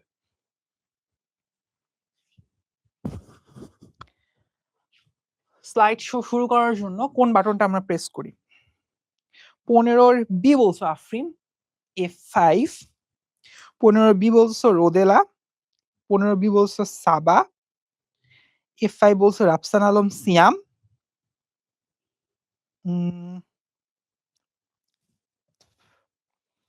বাচ্চা সর্দার বলছো 15 বি।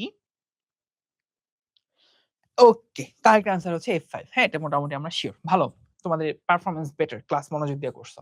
পরেরটা, পাওয়ার পয়েন্ট প্রেজেন্টেশন তৈরির পরিকল্পিত খসড়াকে আমরা কি বলি? হ্যান্ডস আউট, স্লাইড লেআউট, নাকি ডিজাইন টেমপ্লেট, নাকি স্লাইড শো? কি বলি? পরিকল্পিত খসড়াকে আমরা বলি কি? বলো, স্লাইড লেআউট বলি না হ্যান্ডস আউট বলি? তোমরা বলো।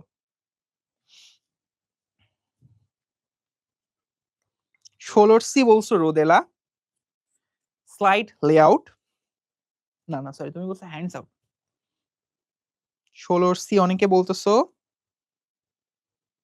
16 সি। সানফ্লাওয়ার বলছো 16 বি। ওকে, এটা হচ্ছে হ্যান্ডস আপ, ঠিক আছে। স্লাইড, ওকে লেআউট তো ডিফারেন্ট জিনিস গেল।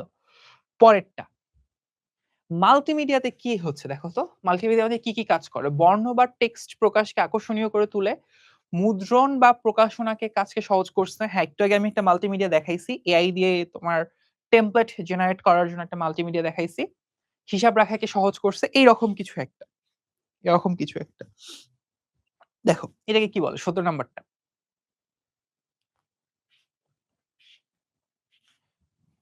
নাম্বারটা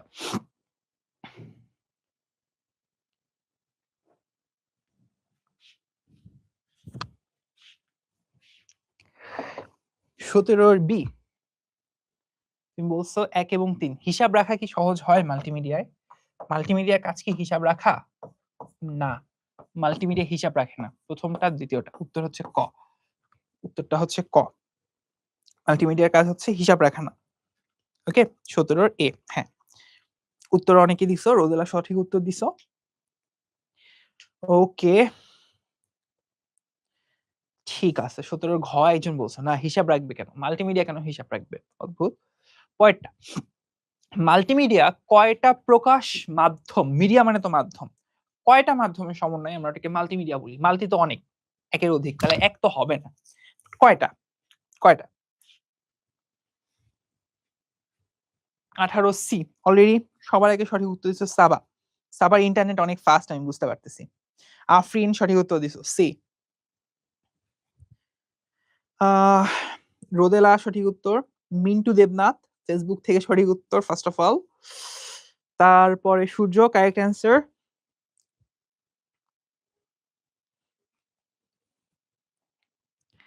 ওকে নাইস, হইছে কারেক্ট অ্যান্সার।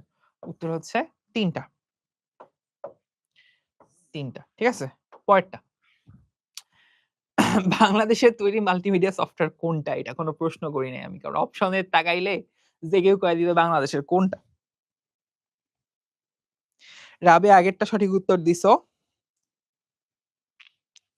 সাবা বলছো 19-এর সি, রোদেলাও বলছো 19-এর সি, বাংলাদেশ 71। দেখছো চেতা, আমাদের তো এখানে চেতনা আছে, সমস্যা নেই, বুঝতে পারবো। সো এগুলা ইজি, এখানে আর প্যারা খাচ্ছি না, ঠিক আছে। ওকে লাস্ট, না লাস্ট আরেকটা আছে, দুইটা আছে এখনো। পাওয়ার পয়েন্টের স্লাইডে ব্যাকগ্রাউন্ডে ছবি বসাইতে চাই, কোন ডায়ালগ বক্সটা আমার লাগবে? ব্যাকগ্রাউন্ড ছবি, ব্যাকগ্রাউন্ড ছবি, এটা ভালো করে তাকাও। ইনসার্ট পিকচার করব, নাকি ফরম্যাট ব্যাকগ্রাউন্ড থেকে যাব, নাকি পেজ সেটআপ, নাকি স্লাইড ডিজাইন? আমি কোথায় ছবিটা বসাবো এটা একটু বুঝো। স্লাইডের ব্যাকগ্রাউন্ডে বসাবো, ঠিক আছে। আমি কিন্তু স্লাইডে যা ছবি অ্যাড করে দিলাম সেটা কিন্তু না, পিছনে যাতে ছবিটা থাকে, ব্যাকগ্রাউন্ডে থাকে। আমার এখানকার ব্যাকগ্রাউন্ডটা কি, পুরো ব্ল্যাক একটা ব্যাকগ্রাউন্ড দেখতেছো আর কি, এই ব্যাকগ্রাউন্ডটার কথা বলো। 20-এর এ বলছো, এবং কনফিডেন্টলি যারা যারা এ বলছো, দেখি কে কে বলছো। সূর্য বলছো, রোদেলা বলছো, তোমরা একটু আগে সঠিক উত্তর দিচ্ছিলা, এবার তোমরা খুবই কনফিডেন্টলি ভুল উত্তর দিয়ে ফেলছো। সুরাইয়া আফরিন একদম কারেক্ট অ্যান্সার ফেসবুক থেকে, 20-এর বি, 20-এর বি। সাবা কারেক্ট অ্যান্সার। এখন সব ঠিকঠাক বলছো। ফরম্যাট ব্যাকগ্রাউন্ড, দুইটার মধ্যে পার্থক্য বুঝো। ইনসার্ট পিকচার মানে হচ্ছে জাস্ট আমি একটা ছবি যোগ করে দিছি, ছবিটা মাঝখানেও থাকতে পারে, সাইডেও থাকতে পারে, ডানে বামে জেনে ইচ্ছা থাকুক, সমস্যা নেই। বাট ব্যাকগ্রাউন্ড হচ্ছে পুরাটা, ব্যাকগ্রাউন্ড হচ্ছে পুরাটা, পুরাটার জন্য আমাকে ফরম্যাট ব্যাকগ্রাউন্ডে যাইতে হবে, ঠিক আছে। ওকে ওকে, পরেরটা লাস্টটা, ইন্টারেক্টিভ মাল্টিমিডিয়া বলতে আমরা কি বুঝি? লাস্টের প্রশ্ন, শেষ করে ফেলো।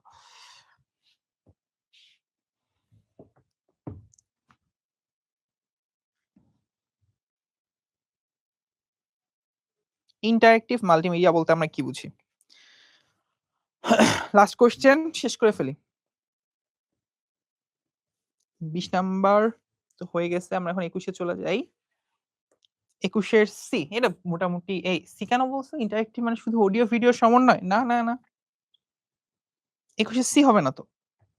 রোদেলা কারেক্ট অ্যান্সার দিছো।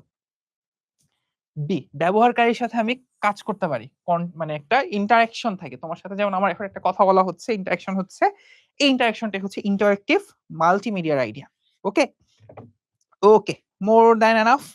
আজকের জন্য আমরা এখানেই ক্ষান্ত হতে পারি। তবে খতম করার আগে ডিয়ার মিশু মশাই, আমি বলেছিলাম আজকের ক্লাস আমরা অনেক গল্প গুজব করবো, তোমাদের কারো কোনো ইচ্ছা মতো প্রশ্ন থাকতে আমাকে করতে পারো, কোনো অসুবিধা নেই। আমরা তাহলে ক্লাসটা এখানে শেষ করে দেবো নইলে।